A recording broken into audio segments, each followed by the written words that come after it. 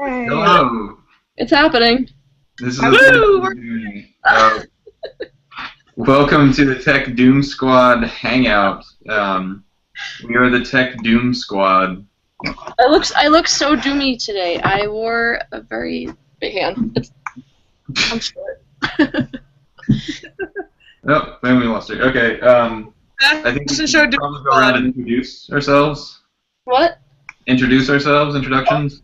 Well, Taylor's legs. I have a face too sometimes. Oh, sure. Steve, why don't you go first, huh? It's a big name.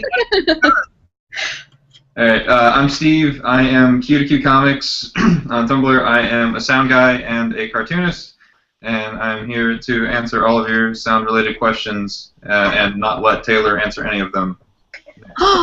Rude. Oh. Well, I guess that isn't to me. That makes me Taylor, the other sound person and pun enthusiast. / specialist, apparently, for tonight. What's your username? Oh, good question. It's mermaidqueen. Nothing to do with theater, unlike. I guess I could. Let's see. Alright, so I'm Liz. I'm backstageleft, and I'm a prop carpenter, so props and carpentry. Know all about both those. Yay! Woo! Alright, and I'm Tika. I am the costumer support department.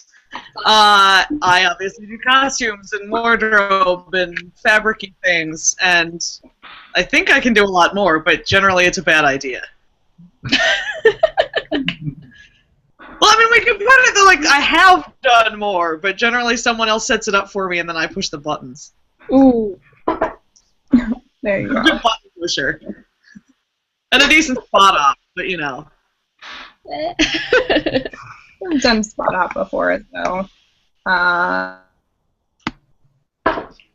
so questions!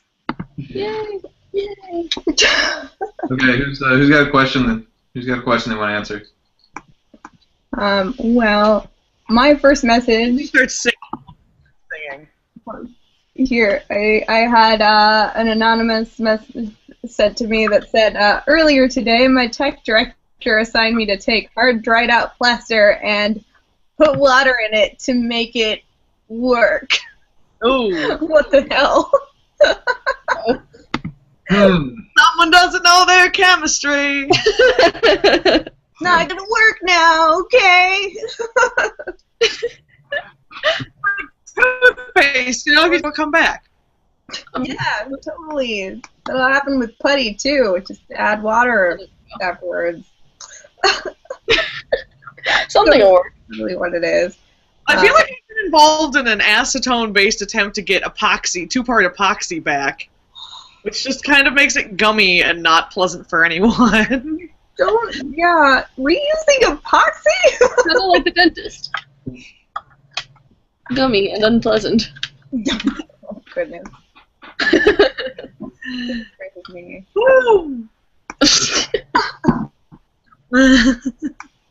I have no opinions on this plaster. I do not know why that would or would not work.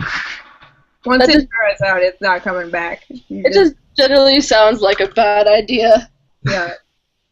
Well, and plaster's the one that gives off, like, is it endothermic or exothermic? So, like, if the plaster is mixing and it's setting, like, you can feel the container getting warm. And I feel like once you get a chemical reaction that involves heat, like, there's kind of no going back. Yeah, it's done for. You're not gonna have anything like that.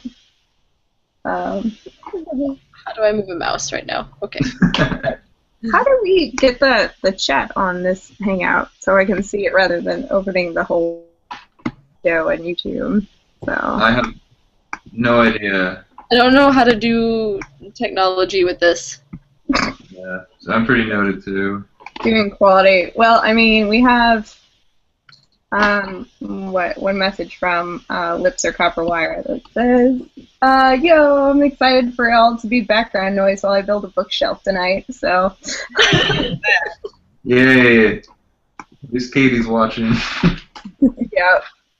Well, it's yeah. Happy to be your background noise. Build that bookshelf. Woo! Is it an IKEA bookshelf? It's a good time with that. Yeah, bookshelf and all that. Hey, Steve, I think you can let people do a Q&A. There's a Q&A option over to the left side of my screen, but it's disabled. Oh. Maybe. I feel like if you're in charge, you might be able to activate it. Oh, I clicked it.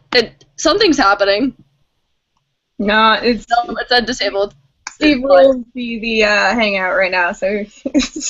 Yeah, next time one of you guys can control it, and then I won't have to. Do Q&A then, because Steve's in charge. Who decided that? I did. Because Steve's in charge. His fame and celebrity. Okay. Decided all of that. I'm gonna plug my computer in so I don't immediately disappear. That would be good, probably. Maybe I should. Probably. I do like the proper combination of giant thing of Curel and deer head on the wall behind her. What? Oh. That's my roomies. I'm on my side, which is much cooler and has a Star Wars lamp. Good call. Also, my side is much messier, but I have a pet fish. His name is Sebastian. Cool little beta. Aww. Another fish.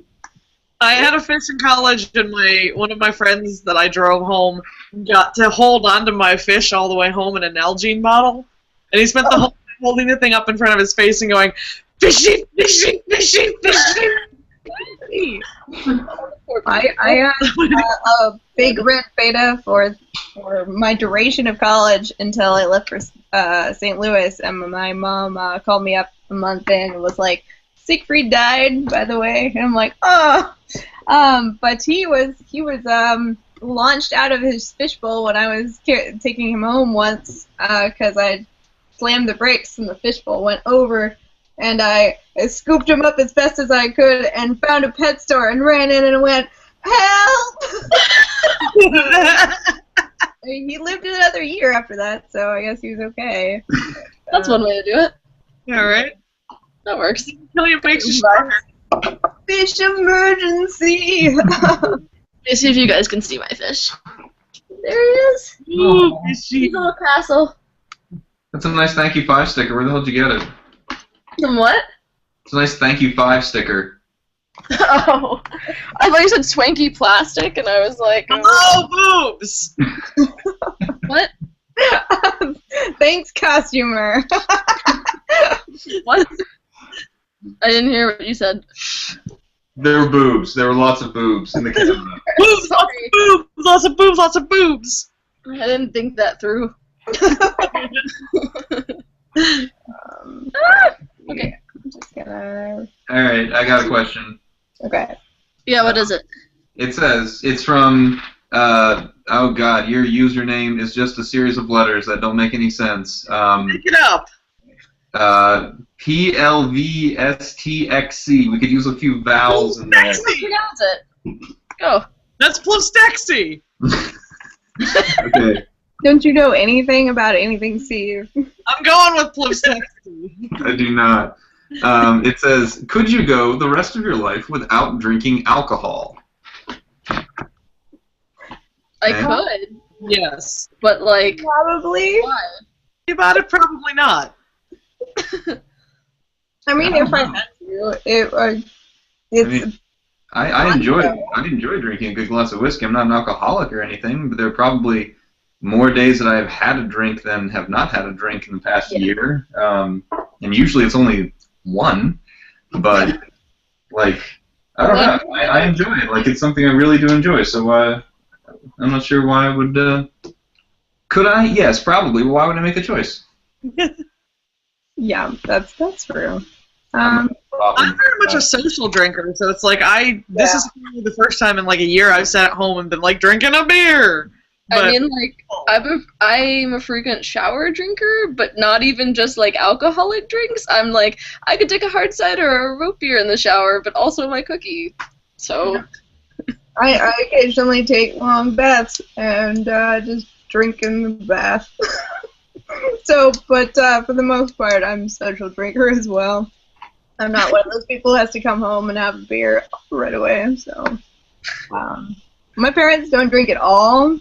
So every time I mention I'm drinking at all, they like get this really disappointed look on their face. And it was funny because my brother just turned 21, and I was home for that. And we went to a bar at like midnight because, you know, That's what you do. brothers for beer. My parents don't know anything about bars, though. So they were like, oh, yeah, last call happened like 30 minutes ago. And my dad was like, okay, so we'll get a beer. And I'm like, no, Dad, we have to leave now. You can't find alcohol here now. My chair tips back by itself. It has the weird college Rocky thing. Awesome. So if I frequently scream while tipping backwards, that is what's happening. Terrifying. I can't balance. She's just randomly screaming and something's eating her feet, you know. Either one. Ah! Help! The foot-eating plague. I think my bed has like a sock-eating plague. Lips Are Copper Wires has informed us that it is not an IKEA bookshelf. Oh, good. I helped. Just went. Huh? I said my estimation of this person just went up a little bit. She's lovely. Not that I dislike IKEA, but you know, there's a level of challenge to a non-IKEA bookshelf. I used to, in my hometown, oh goodness, there were a lot of people who had frustrations about building IKEA furniture, and for some times during my job, I have like a week of just building IKEA furniture that we've ordered, or Target furniture. So I would go and build people's furniture for them, and in exchange for things like alcohol and cookies and baked goods and money on occasion. So I feel like an undergrad having people's pants for the same thing. It was like, oh, you're going to a big interview and your pants are too long? Great, give me like $40 or beer.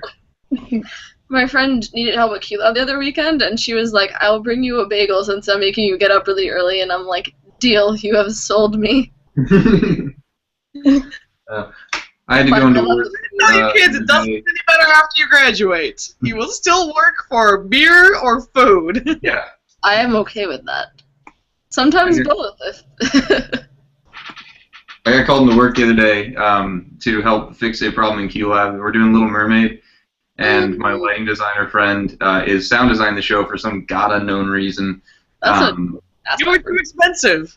Yeah, and so he had to make a shipwreck, and he's like, I can't find a good shipwreck cue, like a single cue that's a shipwreck. I'm like, yeah, that's because you got to build it. You got to, and we wound up using like 17 different audio files to make this one shipwreck happen. Yep. I was like, man, that was so good. How did you even do that? And I was like, well, you break it down into parts, and then you put it back together, and you see what it is.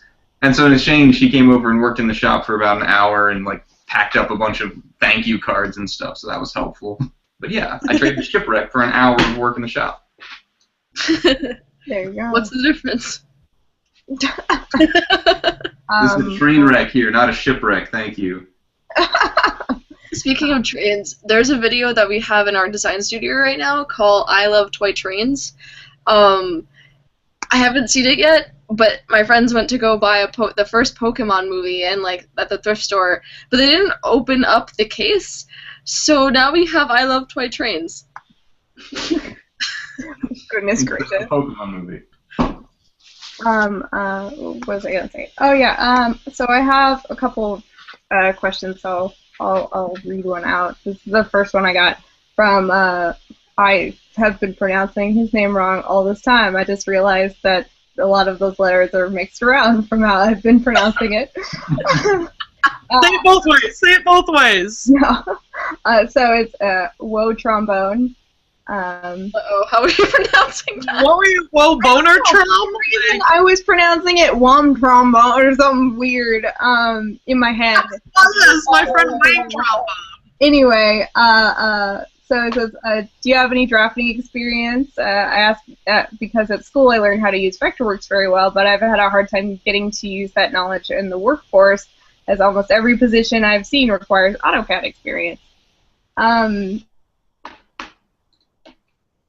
was a CAD/CAM engineer for 3 years, so I have AutoCAD, Vectorworks, CATIA, Google SketchUp under my belt, and I did an internship in AutoCAD as well. But I know a lot of theaters that use Vectorworks over AutoCAD, honestly, or theaters that can't afford either, so they use Google SketchUp, which is frustrating. At least for prop people, they'll use Google SketchUp. But I've seen both. It's best to learn both, though, because people cross over a lot, and you never know if the theater is going to have it or not, or what they've decided to pay for. So this is literally the extent of my drafting tool. I mean, usually, I took 3 drafting classes in college. I took the same course over and over because they kept adapting it. The first time I took it was hand drafting. The second time I took it was Vectorworks. And the third time I took it, they added AutoCAD. So, you guys and your rulers, I have my stuff too. It's over there in my wardrobe. So we ended up using Vectorworks for our class. And, like, we did half hand drafting and half Vectorworks, except the problem with my professor was that he decided he wasn't going to teach much. And he was like, here's a book, and yeah, just go. And then every project we had, he would sort of kind of be like, we'd have to ask him questions. We're like, oh, what would you like for, like, these dimensions or something like that? And he's like, oh, I don't know, you're the TD. And we're like, but you're grading it. So what's the assignment?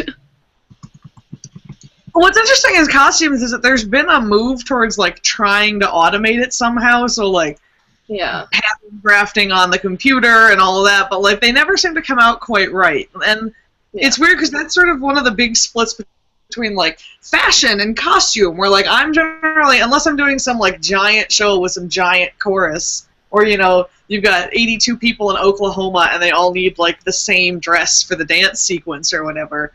Like, I'm generally making one-off things, so it's almost faster for me just to do, like, the stupid pattern myself than to try to, like, plug all the information into a computer and make it play along. Yeah. My boss actually hand drafts most of what she gives us. Actually, just a second. I have my big binder of drafting stuff somewhere over here. Binders full of women. This is my drafting binder of all the projects I've done for the Barter Theater. It has my Beware of Stump signs because my stump, when I was building it, people kept walking by it, and because he was made of, like, chicken wire and glued fabric and stuff, it kept grabbing onto people's pants. So I made a bunch of signs that said, "Warning, I like to touch butts." Pants problems. Yes. Let me see if I can find my favorite drafting that I've ever received for a show.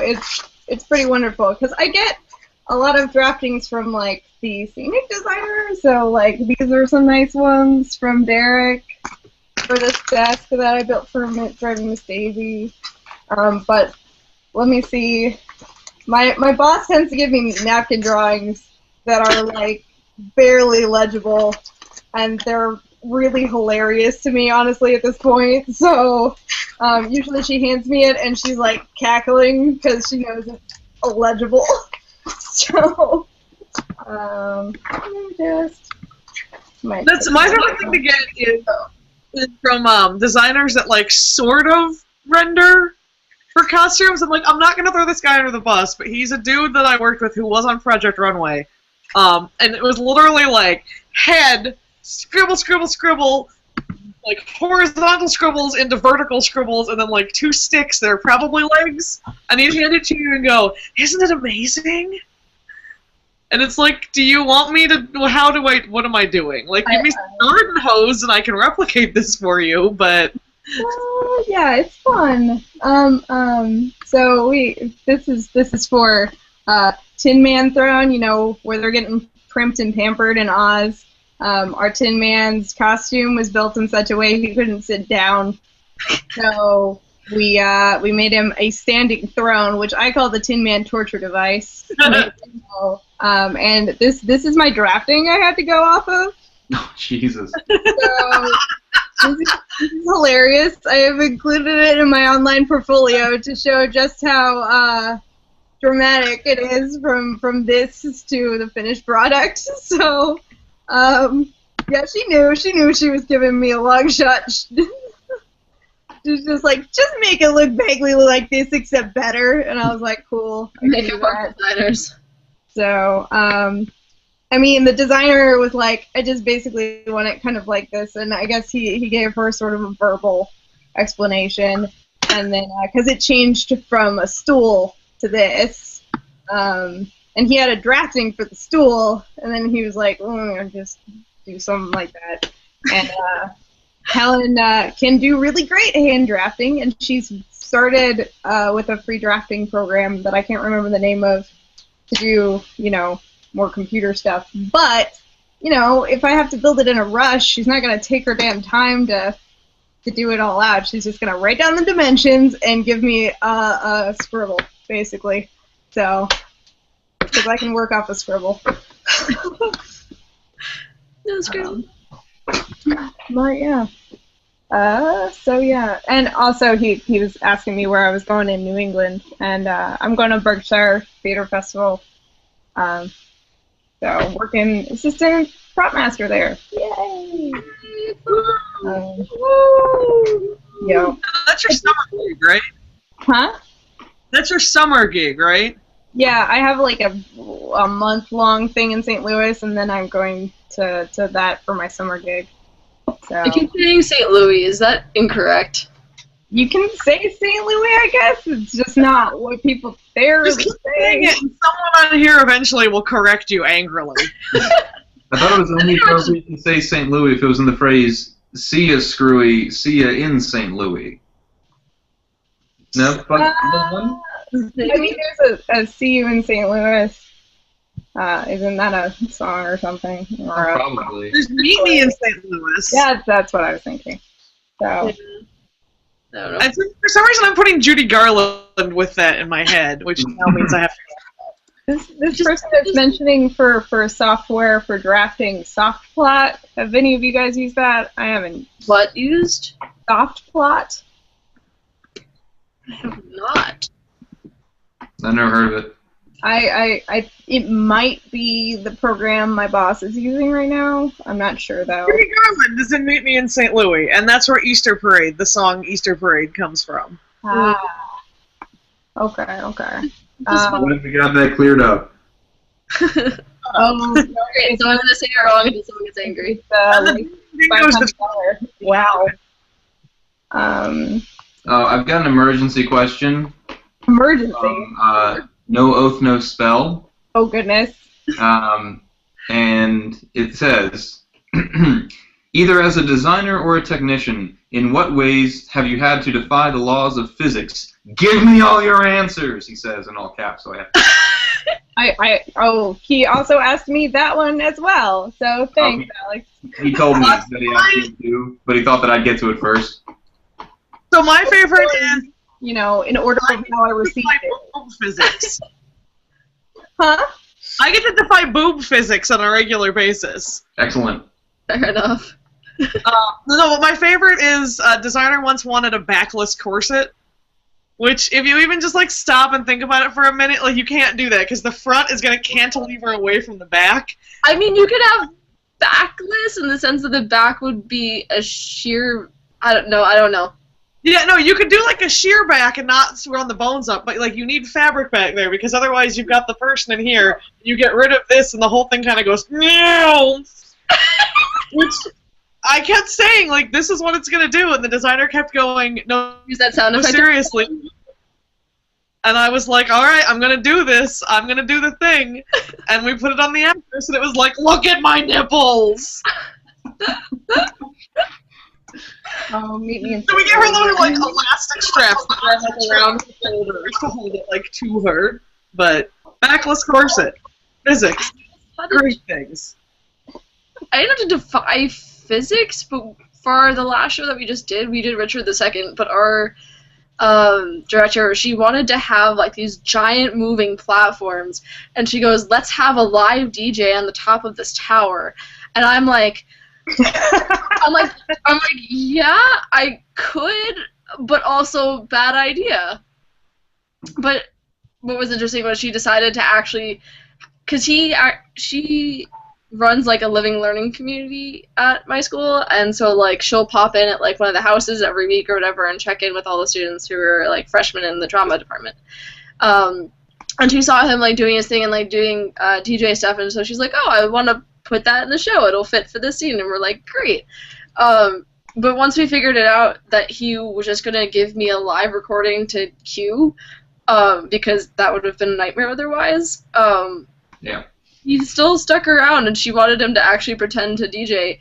Meanwhile, I think the entire scene was maybe like 3 to 5 minutes long, and he just stood up there the entire time and like had to stay for the whole show and everything. And I'm like, I'm very, very confused.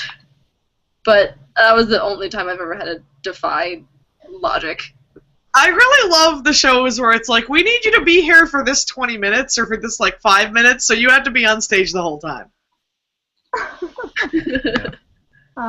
Wait, did somebody ask a question? I saw something pop up. Oh, I'm posting the what the chat is in the YouTube Hangout on ours, so you guys can see it.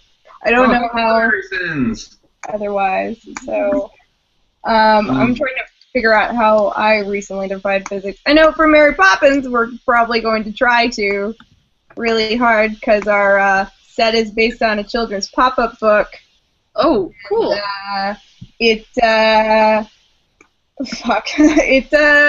will start in a collapsed position, pop up mid-show, and it's also on a turntable with 3 sections. Also, we're not going to have legs or borders. Instead, we're going to have walls all the way back with just doors in them. So flying is going to be super awful. And so much fun. So, yeah. You sound so excited about it. It's actually going to be really cool when it's done, but we have to, like, you know, let's go fly a kite. We have to get the kites in there. We have several birds that we have to do, which I just found out we can't do the remote control bird. Oh.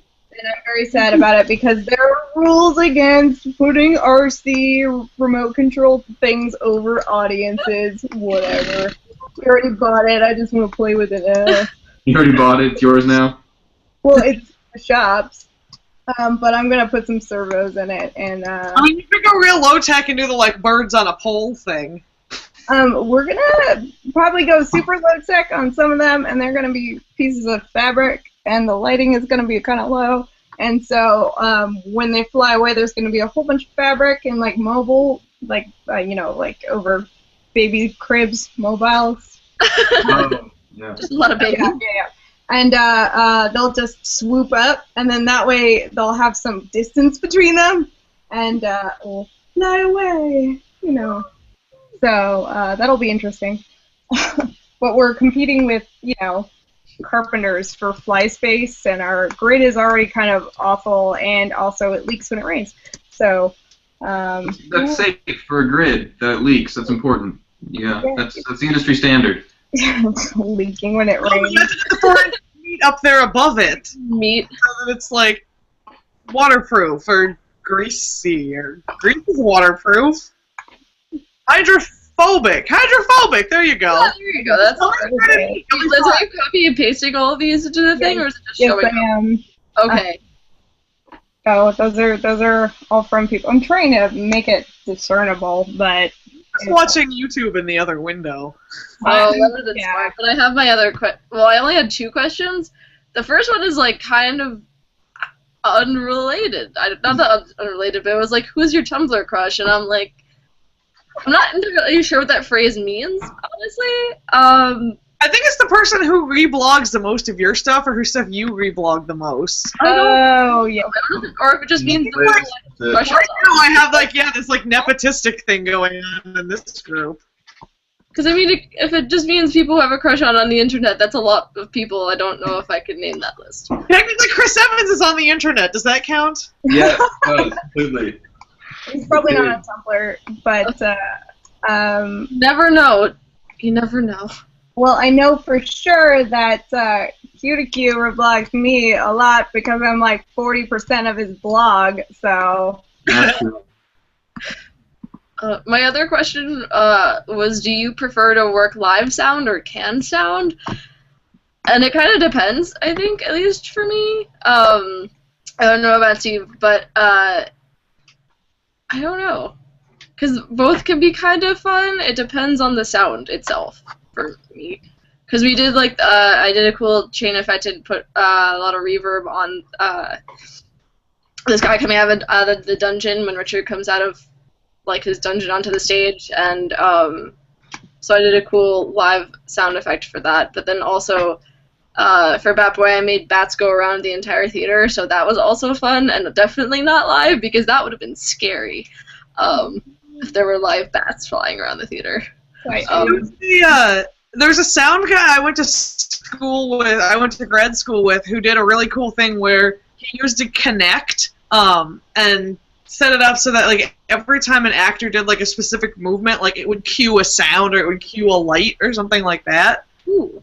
I haven't yet seen anyone try that in like large scale, but the technology's out there. I'm waiting for that to become like the thing. That sounds really fun.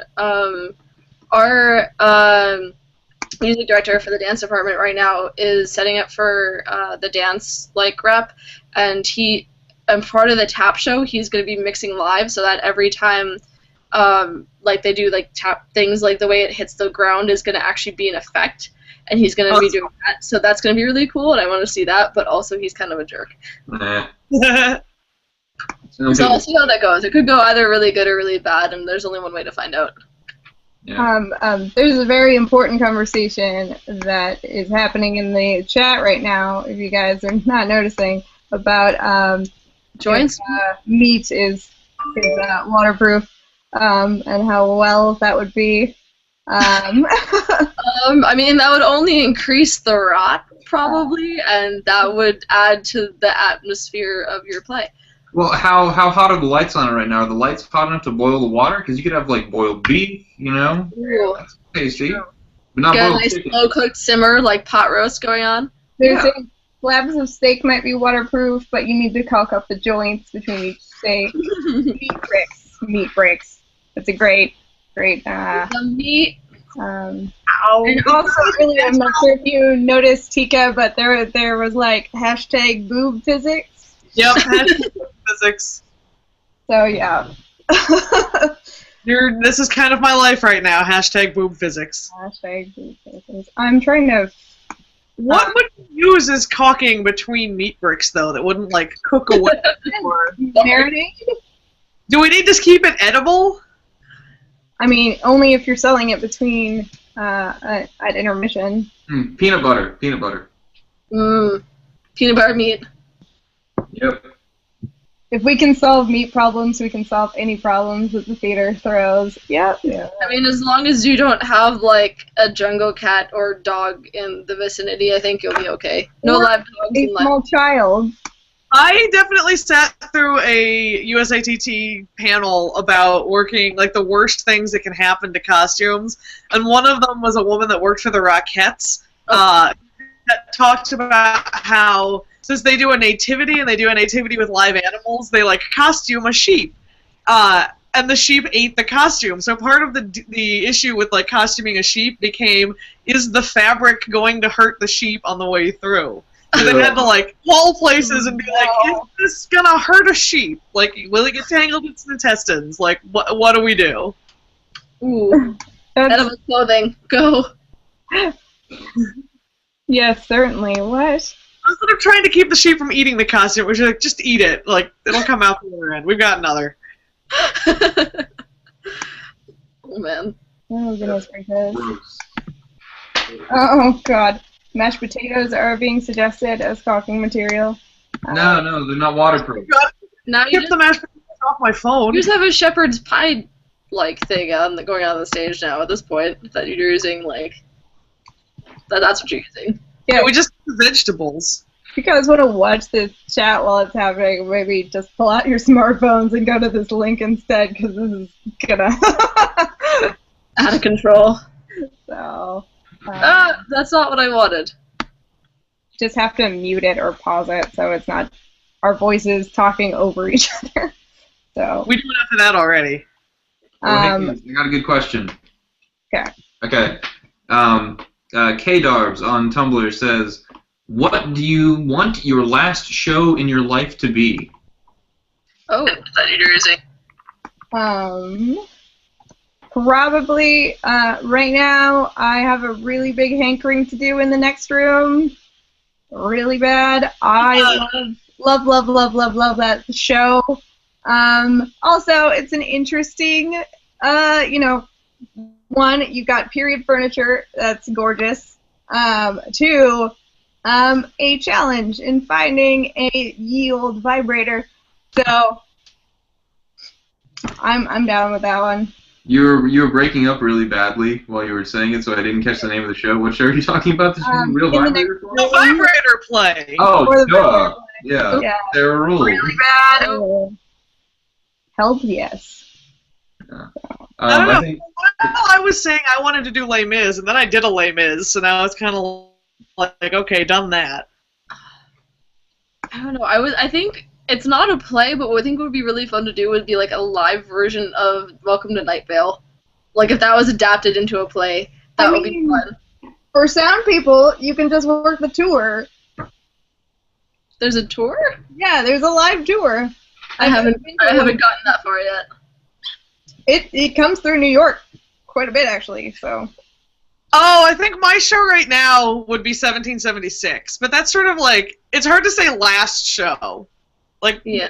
Like the show you aspire to. I really want to do a 1776. Because I'm a big old nerd. Yes, let's just get it out of the way. Actually, my first show in college was a steampunk version of Pirates of Penzance. And it was beautiful and amazing, and I made swords out of parts of motorcycles. We had a motorcycle lying around, so I just deconstructed it and made it into swords. And so I'd love to do that again, so I can improve upon all those things, because I want to make steampunk swords again out of fucking motorcycles. That was like the best thing you can hand a prop person, and since it was my first main stage show, I was like, I keep hoping that someday there'll be like Tron the musical, because I really just want to make costumes that light up. My swords, they decided to have light up elements in all the characters, so I had EL wire on a lot of my pirate swords that lit up. So. I think I just need to band together and be like, we're gonna do a show that lights up the end. Oh fuck yeah, let's do that. I'm down. So yeah. Steve.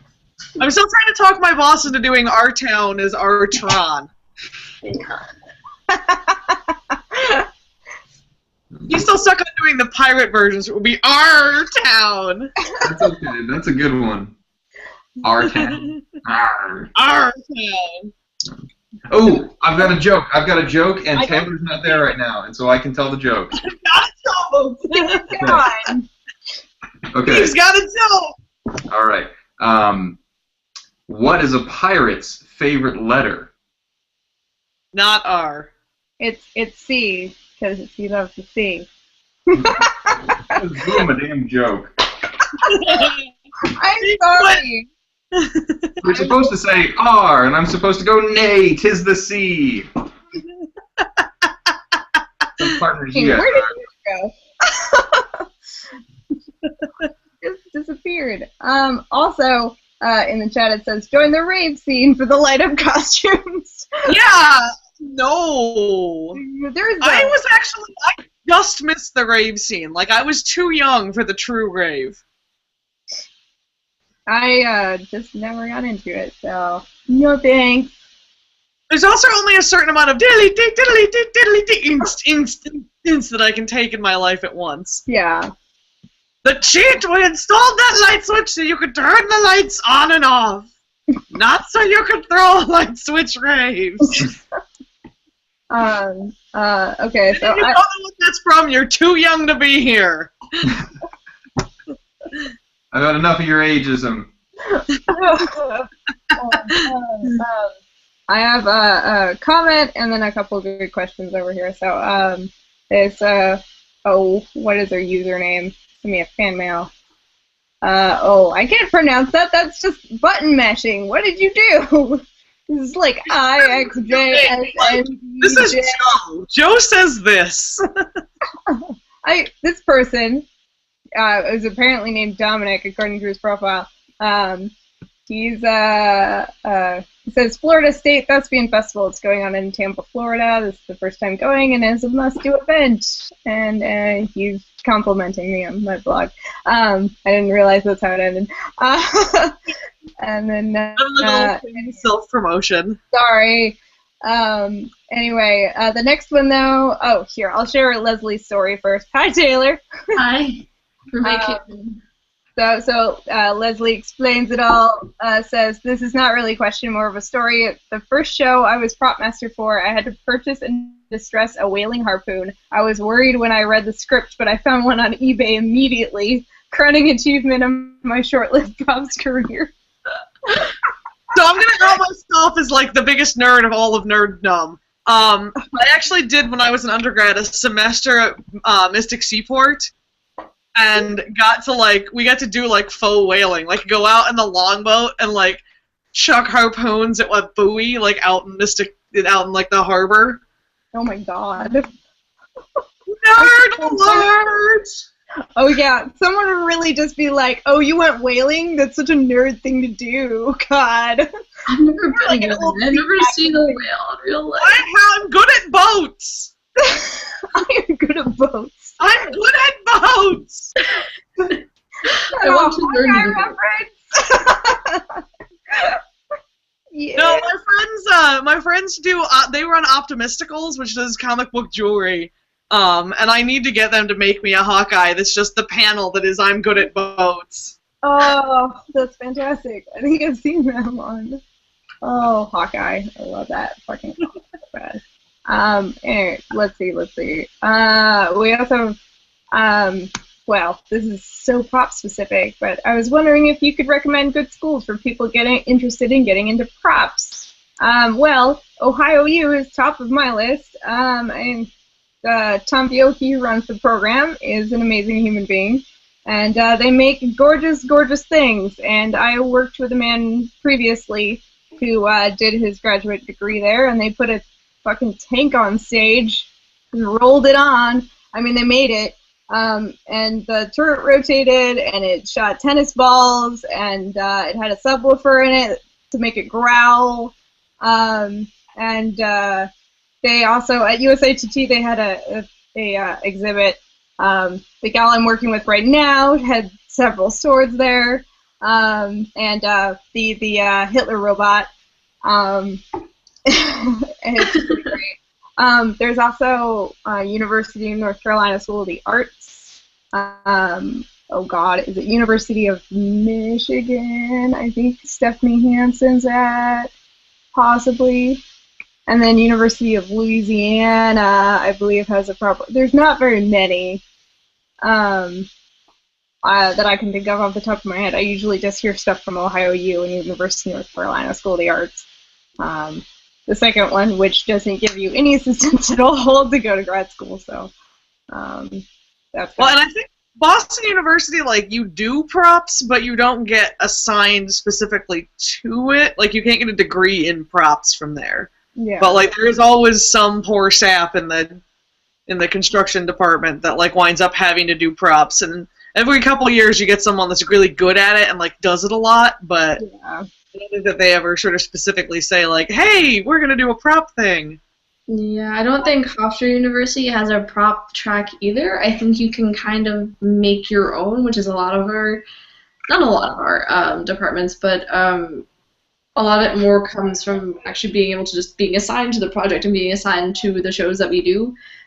So you get to actually do the props master thing, and you can even work in the scene shop as a props master if you're good at it and if the job's available, like once people graduate and things like that. But I don't think there's an assigned props track, but there are classes that are like, we have a props class and things that you can make your track out of.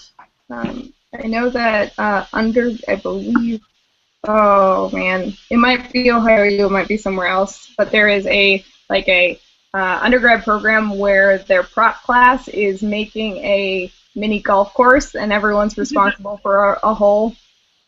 It's wonderful. It's so wonderful.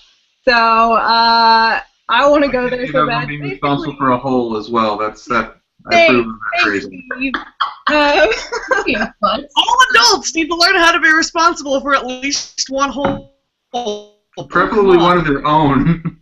I mean, I feel like some drunk nights I've been responsible for other people's holes too. Oh God. Let me just look at them. No, I don't think you can do that. Reevaluate your life right now. From the chat, really fast, it says best school for sound design. I have no idea. So anybody? Not Hood College. It's funny because I also can say for props, not Western Washington University, which is where I went. My experience right now is Hofstra's pretty good for all basic tracks. The only track that we don't really have right now is dramaturgy, which one of my friends is doing, and she's making her own track by doing a bunch of history and things like that. But right now I'm taking one sound design class, and the rest of it is basically going to come through me just actually doing the shows and actually getting to work on it. There's also a thing where we have, instead of like production class, we can also, after you get to a certain level, if you're sticking with the production track, we can move on and do individual projects in terms of that. So I'm working with our audio engineer next semester, and he'll be grading me and things like that. So that'll be cool. So I don't know if it's the best school for sound design, but we're pretty decent tracks for all general technical theater and acting as well. And I know the Boston University sound folks, like you can track as a sound person at BU. And granted, like, I listen to crappy music and grew up with bagpipers, so I may not be the person to talk to about sound, but like it never like jarred me out of the show or anything at BU. I don't know where they live. Bad, so you should go, maybe. I don't really live, but also I know SUNY Purchase in New York State has also a really good theater program in general. They have they're like 12th in the country or something like that. My only thing with them was that they do have a lot of new technology, which is really cool and really neat to learn. But I don't know, that seemed a little bit less useful for me, and knowing that when I get into like actual adult world, no, I did not say that. But when I get to the adult world, I'll probably have to work with equipment that's not high tech and super fancy and brand new. So if anything went wrong, I wouldn't know what to do, kind of thing, I guess. So I like working here where we have a mix of analog and M7CL and different boards and things like that. But Purchase is also a good school. And you brought up dramaturgy earlier, and actually my undergrad, the University of Puget Sound in Tacoma, Washington, does a pretty stellar dramaturgy. Oh. I was friends with a bunch of dramaturgs, but what is it? The chat says that American University also has a small but reportedly nice audio tech major. I've never heard of them, really. American University, I think. Yes. I think they emailed me a lot at one point. We're like, come to our school, it's not too late. And I'm like, it's September. Kind of too late. I feel like here's the thing for studying tech theater and whatnot. I meet a lot of BFAs and stuff who actually have prep classes and whatnot. I think it's best to be able to study at a place where you don't necessarily have all the nice fancy toys. Like, some of them is definitely like an advantage, but if you don't have some, it really trains you for that creative problem solving, to figure out how to deal with not having shit, and you know, how do you make this when you don't have this saw, or you know, a CNC machine, or etc. Mashed potatoes with a wine bottle. That is creative.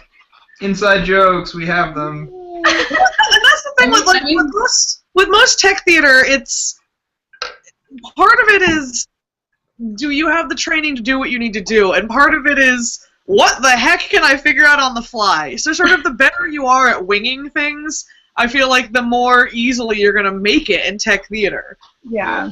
I think one of the most important skills you have to learn in college, if you're studying theater, is not necessarily how to be the best at what you do, but how to make all of your mistakes seem like you did them on purpose. Look intentional. Design choice. It's a design choice, even if you're not the designer. That was a bold choice you made. Thank you. It is. Yeah, it's I once did a project for a scenic design class. We did King Lear, and you know, King Lear kind of starts out quiet and gets kind of rowdy. I think I was so register everything in the play, and it got turned around for me. So my scenic design was flipped, so it was very quiet in like set design at the end and really rowdy at the beginning. And my scenic design professor looked at me and was like, "That is an interesting choice. I would not have done that." And I was like, "I'm going to fail this." And he's like, "Because I would not have done that at all, and it was not something that I saw reading the piece, I'm going to give you an A for it." So I'm like, "Oh." So, thank goodness. Yeah. Somebody's high school that's got a CNC machine, that's garbage. That's ridiculous. So, Everything is frozen for me right now. oh goodness. Oh, there it is. Okay. My high school was fairly well off. We have a better flight system than my college does, but our theater is kind of shitty, and we definitely don't have a CNC machine, let me say. Although we were one of the people in our, we have a statewide theater, a high school theater competition run through the Fifth Avenue Theater, Fifth Avenue High School Theater Awards. And we were one of the schools that got nominated a bunch every year. We got like 11 nominations every year that I was participating in drama. And we didn't have to have all the cool tools and whatnot. We had a really excellent scenic designer though from Seattle Scenic Studios. That really helped us. Having people who know what they're doing help you more than having all the cool toys, honestly. Yep. Yeah. So, yeah. Also, I was one of 2 prop people in my college. We had 2 sound people. All of us 2, the prop people, got everything we wanted. And the sound people got all the shows they wanted. And then, because we had such a surplus in lighting designers, every time we didn't want a show, there was a lighting designer that got shoehorned into sound or props. So, which is hilarious. So, I graduated in 2011 from my undergrad, and I am still the only person that has done a sound design at that school since then. That they brought me back as a contractor after I graduated because there was no one else that would do it for them. No students wanted to do it. And so I was luckily this year I had a sound design student, but they didn't have enough people for the show, and so the show got canceled. And so this girl gets no experience doing sound design, and the only opportunity she'll have. I'm mad about this. Don't you bring her along for stuff though? Isn't she the one that helps you out with stuff at the Met? No, it's a different one. The one that helps me out at like my protege is 17. She's in high school, and she's amazing. That she's going to be a great sound designer one day. She almost is now. She's really solid as a tech. Yes. Also, my school didn't have an MA, MFA, or BFA program. We got rid of it because no one had applied to be an MA at our school for 5 years. Whoops. In our theater department. And so as a result of that, I didn't have to compete with grad students or BFAs to get my shows. And I know that's a big problem for students who go to UW, the University of Washington, where they have to compete with MAs and MFAs constantly to get main stage shows. And I'm just like, well, I designed like 3 main stage shows a year every year I was at college, so, and then I did student shows. That's part of the argument I always make towards, in undergrad, do theater, like, in general, like, do everything. Figure out what you like, and then, like, go on. If you know you're going to go to grad school, then go on and do that. Because then you are one of the grad students that gets, like, handed stuff instead of fighting a bazillion people. Yeah. My former roommate, Alex, who is a sound designer, just popped on the chat. He was one of the 2 sound designers at our school. He says not having people around who knew what they're doing made life rather difficult. Yeah, I can imagine that. We only have like one person who knows what they're doing, but the professor who does the sound design class, he's interesting at best. He doesn't exactly know what he's doing all the time, and I think it was more like he also does stage management and lights, and that's more of his focus, but there was no other one who wanted to do sound, so he kind of got stuck with doing that class. But the person that I'm working with is the sound engineer for our playhouse, which is, for whatever reason, under like the Secretaries Union, which doesn't necessarily make sense. But he generally knows what he's doing, and I've learned a lot from him already and continue to, so I mean, having that definitely helps a lot. I have only like 2 sound designers here. Like, the other girl just decided the other day that she wanted to do it because like she had to decide when we were applying for BFAs. So makes it easier for me. Yeah. Alex says, glad you guys brought up the perils of college having nice equipment. By the way, that's something I've heard professionals complain about when it comes to their interns and employees. Alex is working in New York City right now, doing freelance mostly, I think. One of my favorite things, equipment-wise, is when I run into costumers who have never used an industrial sewing machine because they're scary. That's horrifying, though, that they've never used it. It's kind of... They use the domestic ones, but the industrial ones are big and make a lot of noise and go really fast, and they're scary. Yeah. They go really fast, so learn. I have a related college question here as well. It says, hello, college student here. I was a student at a private college, but I have since transferred to a community college, and I have a question. Do you need a bachelor's degree to get into the world of technical theater, or is it AA enough? I've gotten mixed messages from a few different sources, and I wondered if you professional type folks could give your opinion on that. AA is enough, yeah. You can get a lot of work without having a bachelor's degree. I know a lot of people that only have high school diplomas. It's the relevant experience. It's, do you have the skills to make this work? That's what matters a lot more. Well, and it's also, do you play well with others? Because if you're a jerk, it doesn't matter like where you went to school or who you worked with if you're a dick. Like, you're not going to get hired back if you're a jerk. No. I've in my experience, the guy that was prop intern just before me, that was sort of my position before my position became a little bit better. He went to PNCA instead of going to college, which for people watching who don't know, PNCA is a technical theater 2-year program. It doesn't give you a degree.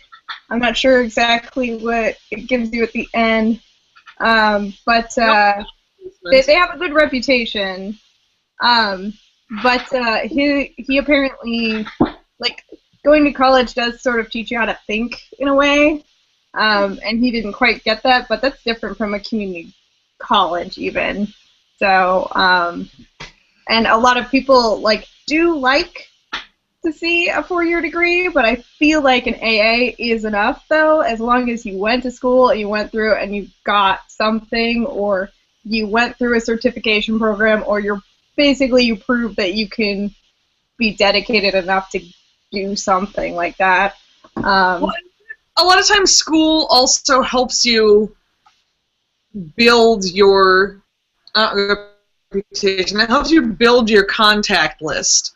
The job I've got now, I got because a professor of mine sent me on to a friend of hers, who then sent me on to another friend. And that kind of goes with, don't be a jerk. Like, if I pissed any of those 3 people off, I wouldn't have gotten this job.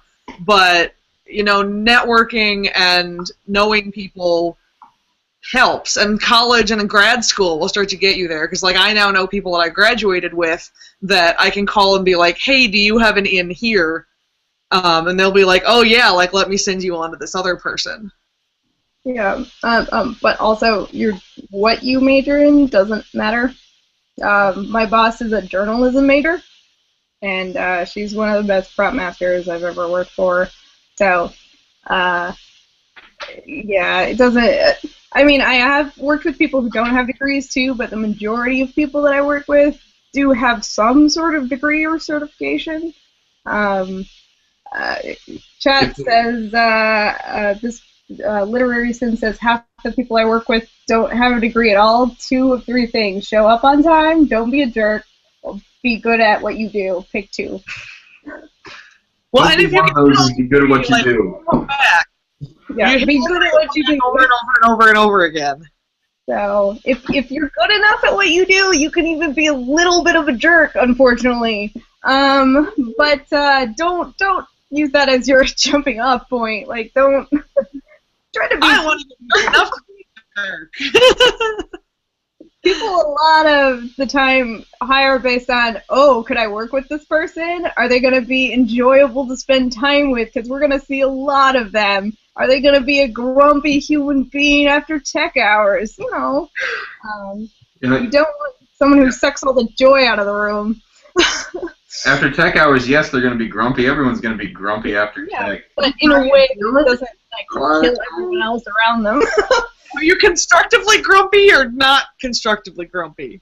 It's true. Yeah. I mean, there's that. There's also, like, there's ways to be a dick where it's, like, appropriate and funny and, like, everyone's kind of, like, on the same page. Like, I know I can be kind of sarcastic and kind of a dick sometimes, but it's never malintended. So, I mean, that's something that's, like, depends on what kind of jerk you are. If you're a workable jerk or not. Workable jerk. Hashtag workable jerk. We also have a question that's, are internships worthwhile or not so much? Depends what they are. Not unpaid. Not unpaid. They are not worth what? Don't take an unpaid internship. Don't do it. Don't do it. Don't do it. I did one. I can safely say I was so mad I wasn't getting paid for that shit. No. I mean, even if they're giving you, like, a stipend or housing, I would still take that as payment, but that's also something that I'm working out myself right now is, finding somewhere that's going to possibly pay me or offer me that, because working for free is not something that I want to sign up for. If you're good at something, don't do it for free. Yeah. Know your worth. Know your worth. And you're probably worth more than you think you are. Internships are absolutely worth it. SETC, going to that job contact services and getting a summer stock is absolutely worth it. Experience. Like, 3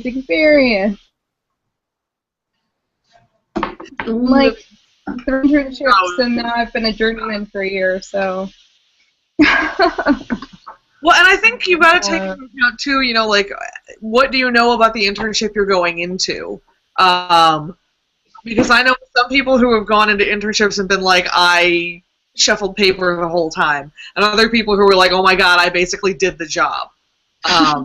So, like, check around and sort of ask people that have been there before if you can find them. How is this internship? Or, like, if you can find someone who works there, be like, hey, do the interns work with you, or do the interns work as a gopher? But you're obviously, like, if someone turns to you and says, here, you're going to go make this, I'm going to walk you through it, that's going to be more useful for you than, oh yeah, I swept the shop and, like, got to pay attention to what was going on. Yeah.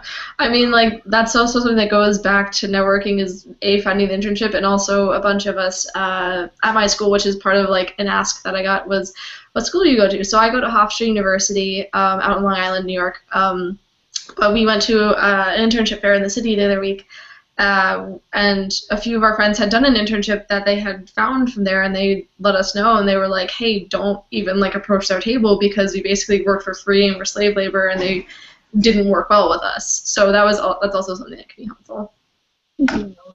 Yeah, for sure. I mean, you find somebody who's worked there previously is usually best, because even if they haven't said anything about, bad about what they've experienced, if you ask them direct, most people will be like, yeah, just don't work there. Like, because most of the people in the industry don't want to be like, this is a shithole, don't even touch it, out loud to everyone. Because it leaves a bad taste in people's mouth when you're going around shit-talking companies. But, and I think the other thing with the internship sort of situation is know what levels the theater works at. Because I know that there are some theaters where, like, I've graduated from grad school and have a master's in costuming, and there are some theaters that are going to look at me and be like, oh, well, you're a first hand until we know what to do with you. And there are other theaters where I can walk in and be like, bitches on the Draper! So sort of know where they're putting you sort of in the hierarchy of things. Like, are you actually intern level for them, or do you actually know more than, their low level people? Like, should you be applying a step up? Yeah. I mean, it's also worth going to check out the work that a theater does just to make sure that you do like it. So if they have any shows coming up recently, like when you're flying or anything, it's definitely worth going to try to see them if you can, if you're depending on where you live, kind of thing, and be like, hey, do I like what they're putting out or throwing down or no or not? Am I picking up what you're putting down? Let's see. I also have a question for the Tech Doom Squad Hangout. How did you get into theater, and do you carry a lunchbox? Oh, I still get my lunchbox because I made it. Well, it's a lunch bag. That's adorable. I do not carry a lunchbox because I literally live across the parking lot from my work. I couldn't get the word work, apparently. Oh. Words hard. I got into theater actually unintentionally. For a while I'd been helping out with shows and stuff in high school, and I even did like a few ensemble roles before I did like props in my senior year. But I started out like as a music education major. And how I got into it was I did an internship at the end of my high school, and I was like, hey, I don't really want to work in a music studio because I knew that all the ones near me were going to make me do all the pitch work and kind of just like I wouldn't get anything out of them. So I ended up doing an internship as a stagehand with Four Horsemen Theatricals near me, and that actually went really well. And then I got to college and I started doing music education, and and it was something that became more work for me, and I felt I wasn't enjoying it as much as I thought I was going to. So I ended up being like, you know what, I really liked what I was doing when I was working in the theater, and even though I was being not paid / paid in food for the time being, it was something that I really enjoyed, and it's something that I'm glad I actually got into. So that's how I ended up where I am. Oh, lunchbox. Also, I don't carry my lunchbox. It's got like little rocket chips on it. And it's kind of a mess right now because there was like an unfortunate leaky chicken pot pie incident a couple days ago. But then I'm covered the inside, and it's like old school, like back of comic books fabric. Oh. That's awesome. Come join the costumers. You too can learn to do crap like this. I completely forgot what the first half of that question was. How did you get into theater? I am sort of the result of my parents' latent interests.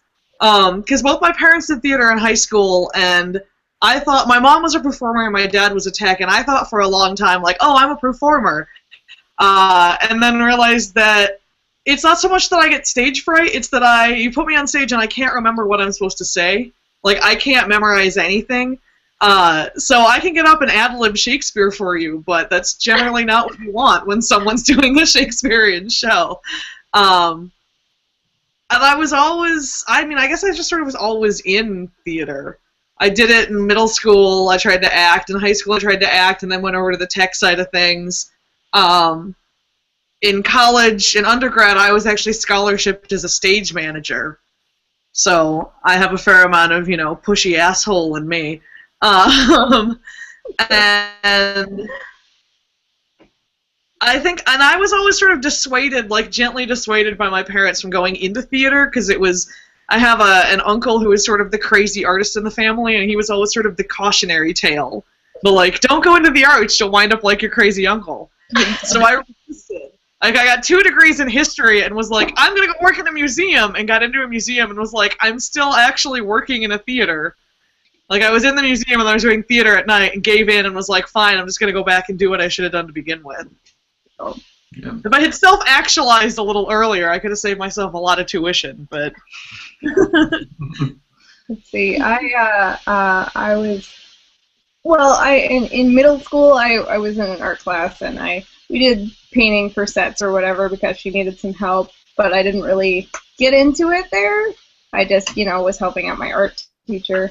And then in high school, I was taking like carpentry and engineering courses and stuff.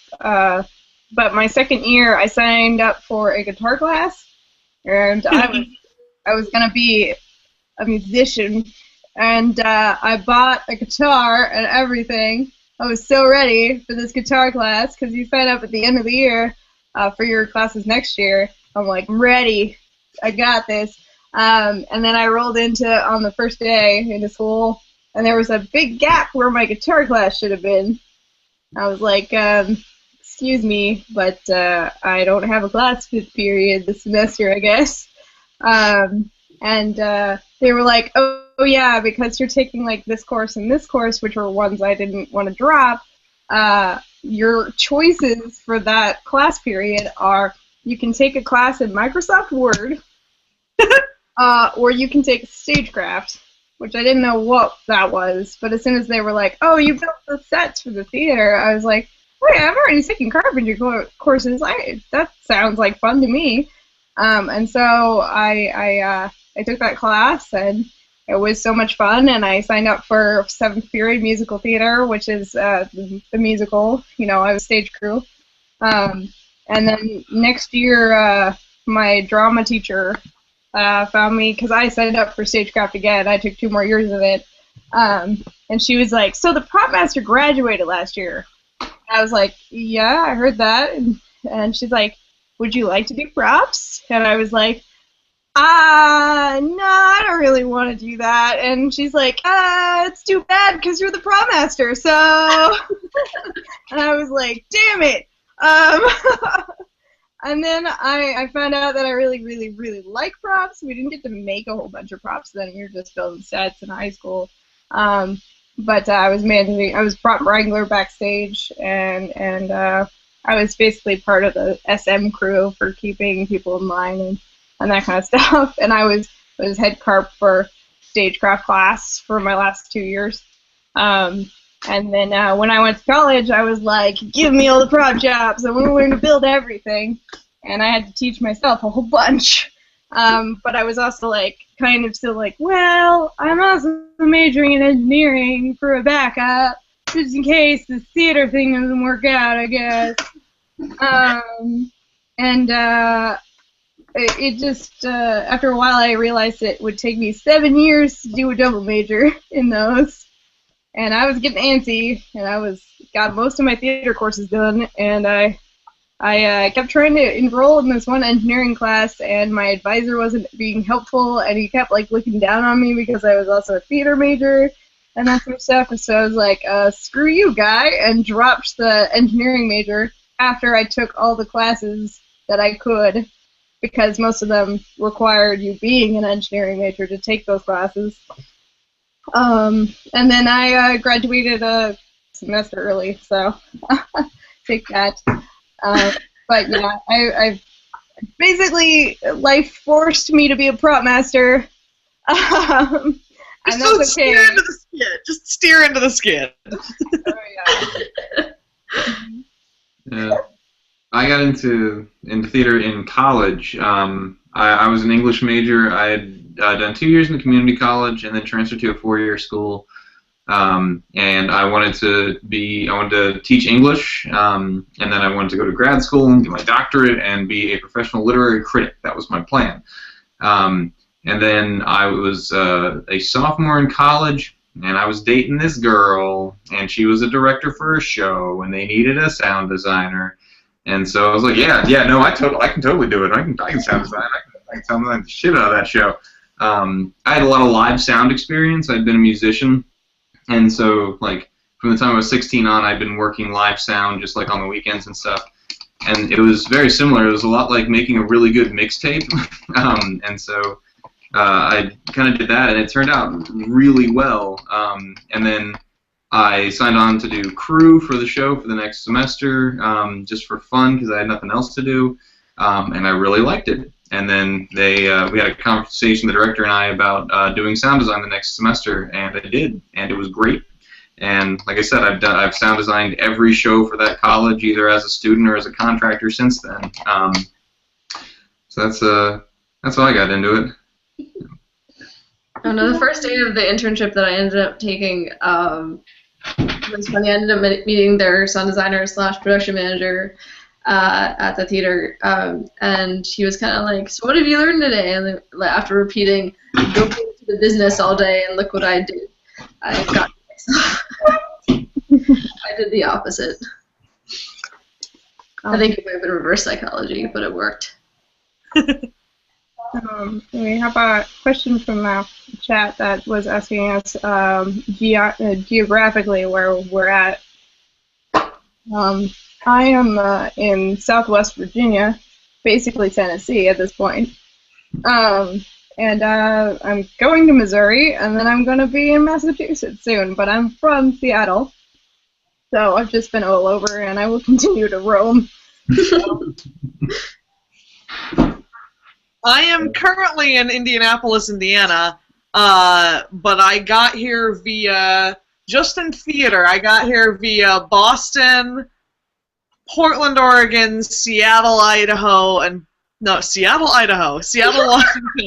and Boise, Idaho. And I'm pretty sure that not immediately I'm going to move on, but I'll move on again. I am going back this summer to work in Boise again, so. I've grown up in New York and stayed in New York, and I am itching to move myself out of New York as much as I love it. It is a great place for theater, but ideally I will end up traveling and doing theater that way. But right now I'm in just a little bit north of this, like maybe 15-minute train ride out of the city. I live in Central Maryland. I'm from Western Maryland, and the difference is only really about 20 miles because Maryland is a tiny state. I would like to not live in Central Maryland anymore. I'd like to live just about anywhere else in the world.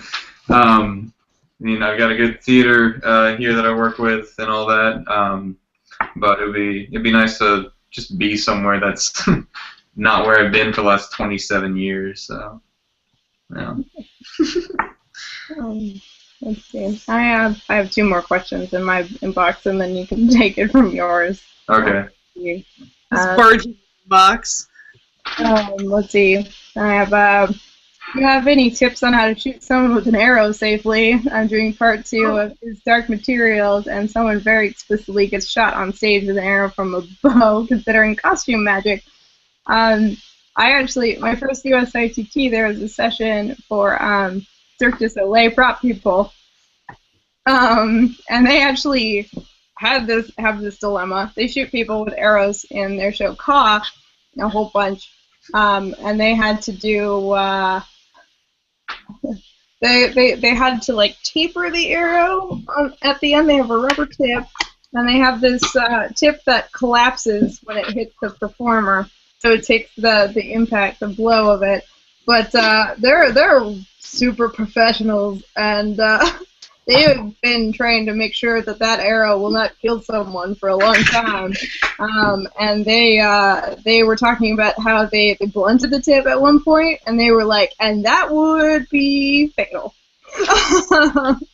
So, but yeah, their arrows actually hit their performers, and then their performers have to like grab them and tilt them as well, just to make certain, like beyond a shadow of a doubt. So, and you know, Cirque du Soleil performers are like, so I think you would definitely have to have some costume magic on this on a scale that's below Cirque du Soleil. So, Can you like Nerf darts and then shoot like just a really long Nerf dart and just. My immediate reaction is to spring load it. I don't know how you do the fake shot, but if you spring load it in the costume, if you can find like the quick changes from the Cinderella that's on Broadway, if you watch one of them, you can see one of the crowns as she like takes the hood off, the crown sort of like bounces up, and that's a spring load. So I feel like the easiest way to shoot someone would be to sort of put one of those in a costume and have them like pull the release so the arrow would sort of like spring up and kind of wiggle so it looks like it's going into them and hit them. I don't know how you do the other end of it though. I don't know how you do the bow and arrow. I've done Death Trap before, and that's with a crossbow, and I'm trying to remember exactly how we did it. And I meant in our Death Trap, we just kind of waved the crossbow around and then shot him behind the sofa. I know, like the second guy just went like, you know, had a crossbow bolt that he, you know, palmed or something. I can't remember exactly what this guy did. I'm doing Death Trap again this summer too. I'm about to get those scripts for the shows. Crap. What do we do? What? Let's see. What's up? We have an important update from Katie, Lips Are Copper Wire. She says she appears to be missing 2 pieces from the bookshelf. Make it till you make it, Katie. Ooh, sad day. Did she just open the box? I don't know. But she also wants to know what her favorite USITT panels were, and I think I have a pretty good idea that everyone here loved the Threaded Fasteners panel. Oh yeah, Threaded Fasteners. Threaded Fasteners. I'm sure it was fascinating. Oh. You two got wasn't Threaded Fascinators because I could have done a nice like. Did you two go to any sessions? Because Steve and I were kind of exhausted after the whole signing business. So. Yeah, I didn't make it to any sessions. I liked like this sort of uncommon costume problems one. We got to talk to folks who worked at Disney doing their costumes. We got to talk to the lady that had the sheep eating things at Radio City Music Hall. I think that was probably my favorite. My least favorite was the one that I went to that was how to use tech in the shop, and it was just a bunch of lighting and sound people going, "This is my iPhone. I use these." And I was like, I'm a costume shop manager, like, great. I don't really want to match gel colors, sorry. I went to a couple that I actually really liked. On the first day, I was half asleep because we had driven all night through them, and also a few of them were not as interesting as I thought they were going to be. My least favorite one was we went to, like, So You Want to Learn to Fly, which I thought was going to be really cool. It was about flying people and rigging that, and basically what I got out of that was, like, don't do it yourself, and that was mostly it, and, like, don't be stupid. So that was basically the same thing. 2 of my favorite, or maybe 3. One, there was one guy there doing a couple, and he did one on diversity, people of color in theater, and body language.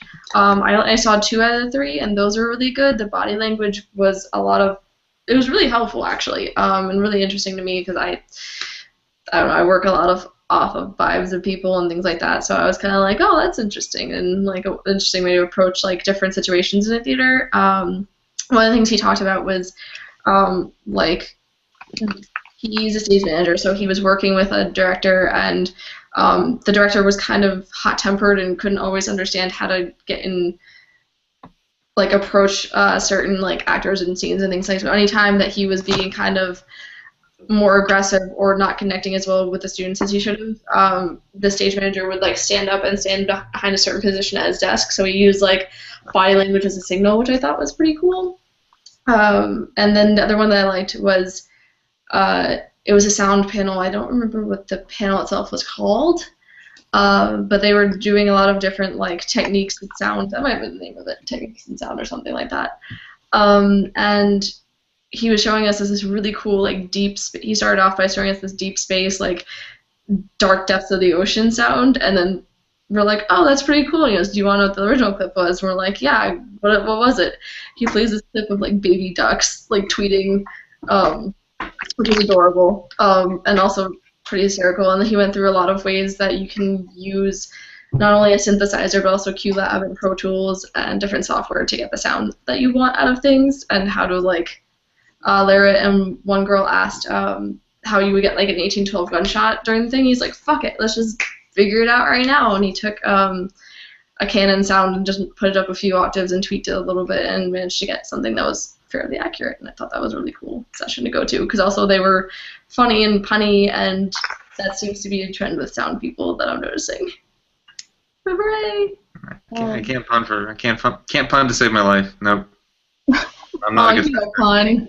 I think the other panel that I really loved was the makeup one, because we got to see not just, there was a guy there that did cat makeup, and I want to for Miss Tennessee, or it was Miss someone, like one of the pageant sessions with people shenanigans.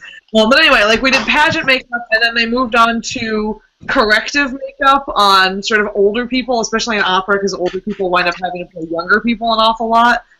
So like, how do you correct an older face to look younger? And then always my favorite, were the drag queens. So it was like, here's, glamour drag, and here's club drag, and here's, soap your eyebrows out.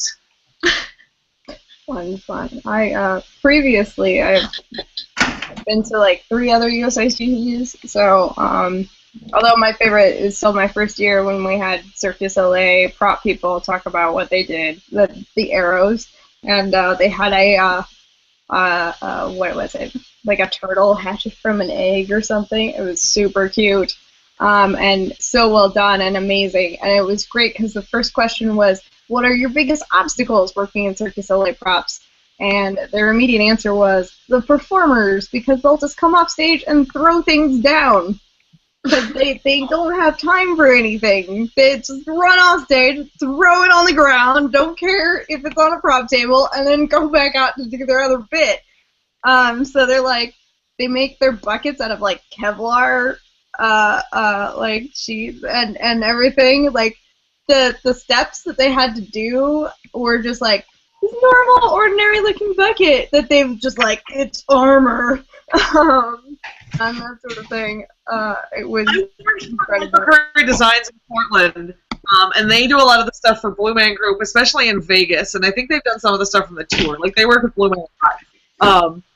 We kept getting sent back to us in Portland, and I never worked on them, luckily. But we kept getting sent back to us the meat mallets that are supposed to look like these giant ham hocks that they like play the drums with. And it was hysterical to walk out to the shop floor when the props dudes were like testing these, because there would be literally like 2 of them like yanking on either end of the meat mallet, or like one guy like with the meat mallet. It's just sort of the best prototypes ever. Yeah, the Cirque du Soleil props are, oh my god, they're so amazing. My former boss right now works as a deck cart for Cirque du Soleil in Vegas, and it's ridiculous. Also, I have a friend who did wardrobe for Totem when it was in Portland, and she kept sending me pictures of monkey masks and stuff, and it was hilarious and awesome. Oh, Cirque, I've applied for their internships many a times. Once when I had food poisoning, even, I made it out of bed, and I got down there to the interview at 9 a.m. in the morning, and I thought it went very well, and I didn't get it, so... that's okay. You didn't have feelings everywhere. I was... He's going. Question from the chat says, are you planning on going to USITT next year? Hopefully. I would love to, but also far. Salt Lake City. I've already been invited, so I guess I'm going. They've officially invited you? Yeah.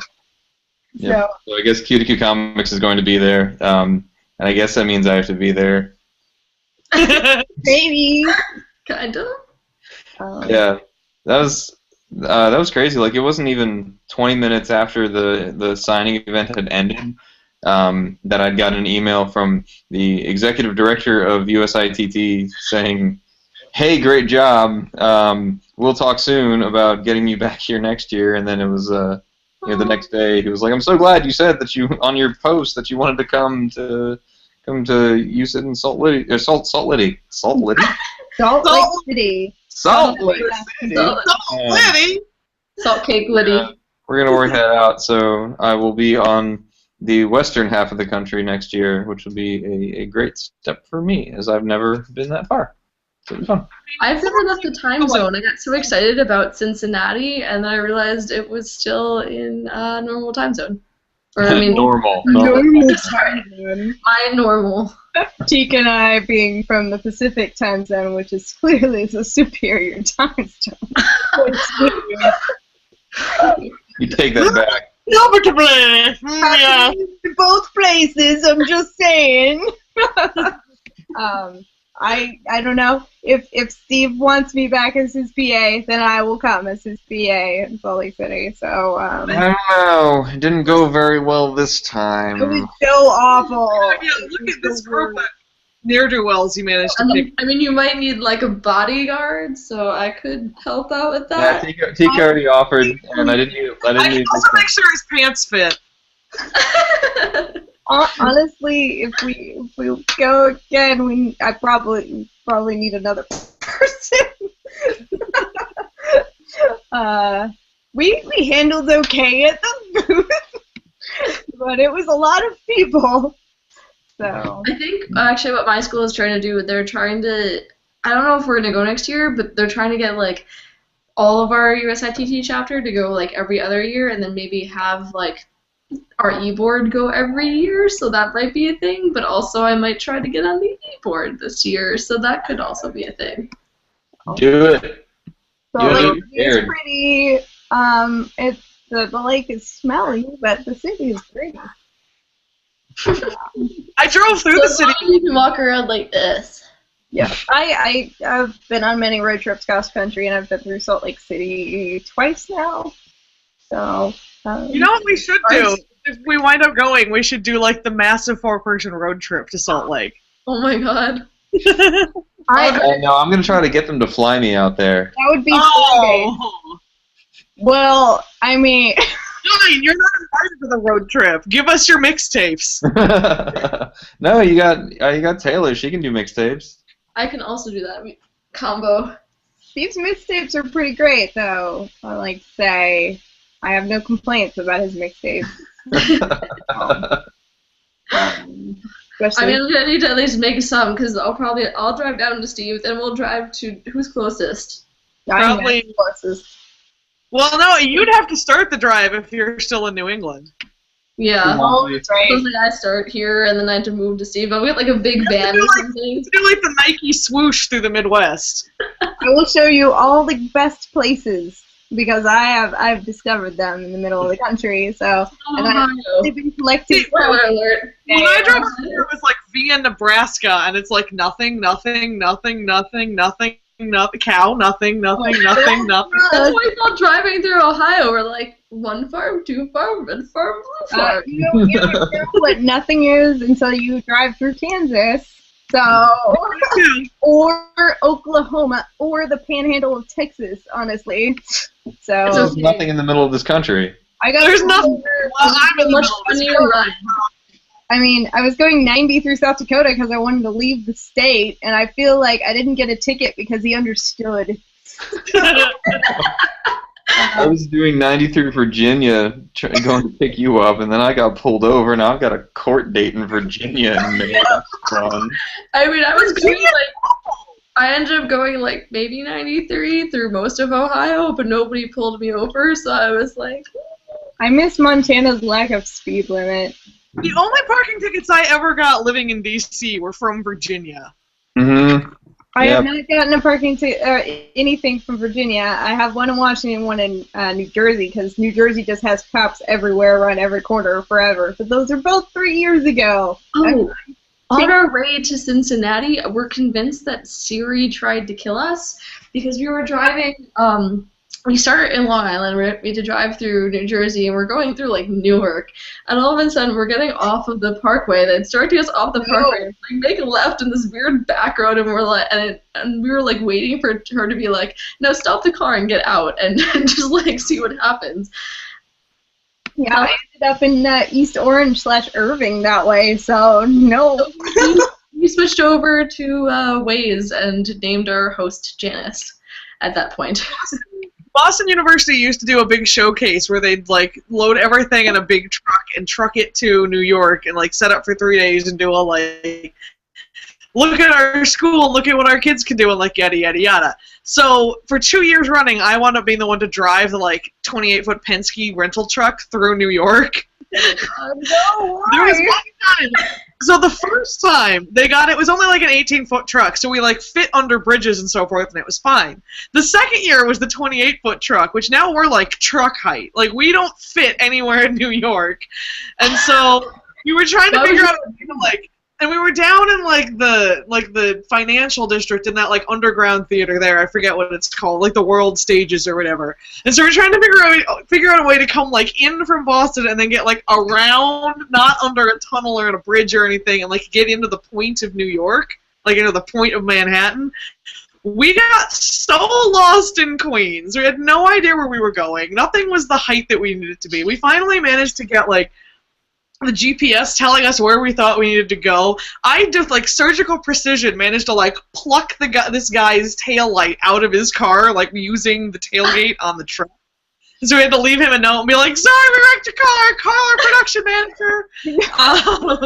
And we finally get like back on the highway, and we're coming up on this bridge. And my co-pilot, who is a lighting dude, and I are both like, "Are we gonna fit under this bridge?" Like, there's no sign for how tall this bridge is. We know how tall the truck is. We have no idea about the bridge. And I was sort of like slowing down. He was like, "Fuck it, just go!" And I like floored it. And we were like, we're either going to take the roof of the truck off or we're going to be fine. And we were fine. But for like 5 hours, the 28-foot Penske truck lost in New York, in Queens. When I was in a band, we toured in this mini school bus, and it was awful. And I used to like be really afraid of driving in cities until I drove this short bus through Chicago during rush hour. And that was nightmarish because, one, people in Chicago don't let you get into the next lane if you just got your turn signal on. You got to be really assertive. And I'm like, I'm going to kill you guys. You guys are all going to die. It's going to do less damage to me. You are all about to be dead. And then, yeah, I learned how to parallel park, like, for real. Like, you knew how to parallel park, but you don't know how to parallel park until you parallel park a minibus in either Chicago or D.C. Yeah. And then on the way, we were going from Chicago to Louisville, and we blew a belt in the bus, and so we had to be towed, and we'd asked for a T-truck, and they sent us this full flatbed, and so they pulled the minibus up on the flatbed, they like bust up our exhaust, and then we're like 19 feet tall at that point, and we're trying to go under these overpasses, and the guy's just kind of like, all right, hold on, this could be the one. We made it, like, I'm sure we scraped the ceiling at least once. It was bad. Oh my god. Goodness gracious. Do you have more questions we should be answering? I feel like we've kind of devolved into like story time with the tech.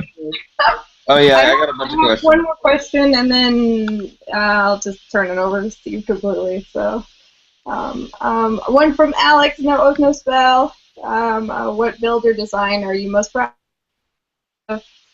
So. Eurydice. I did Sarah Rules Eurydice my senior year of college. And it Why is Steve echoing? That's just undignified for a sound guy. What? He's echoing really badly. Hold on. Undignified for a sound guy. I'm sorry, does this help? Undignified for the sound guy to be echoing like that. I had to move my setup around, I'm sorry. That's still echoing. That's not me. Yeah, it's not you. Like, someone else is running YouTube or something. I don't know. Anyway, That's what you. am I- It's Liz. It's Liz because it's not echoing when she talks.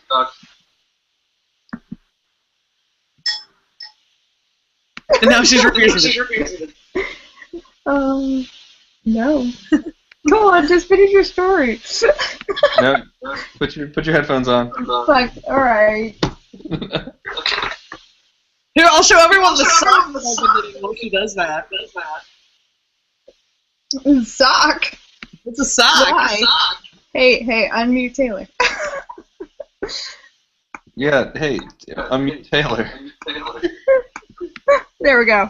Nope, No. she's muted.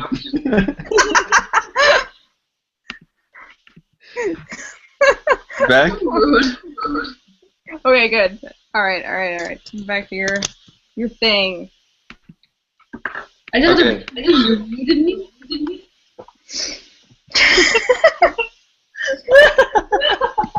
Oh no. There's still an echo. It's not me then. Nope. Anyway, the bookshelf is finished and she's eating ice cream. Yay! Oh yeah. Yes, Alex, we're putting our headphones on. We're getting it. No. Who's doing this? It's not me. I just headphoned. It's Taylor then. It's Taylor. It's all Taylor. Taylor's ruining this. I have no idea what you're talking about. I hate you guys so much. God, does somebody have like the YouTube page open or something? Yeah. I got it. Mine's muted. Yeah, me mine's too. muted too. Goodness gracious. Shit.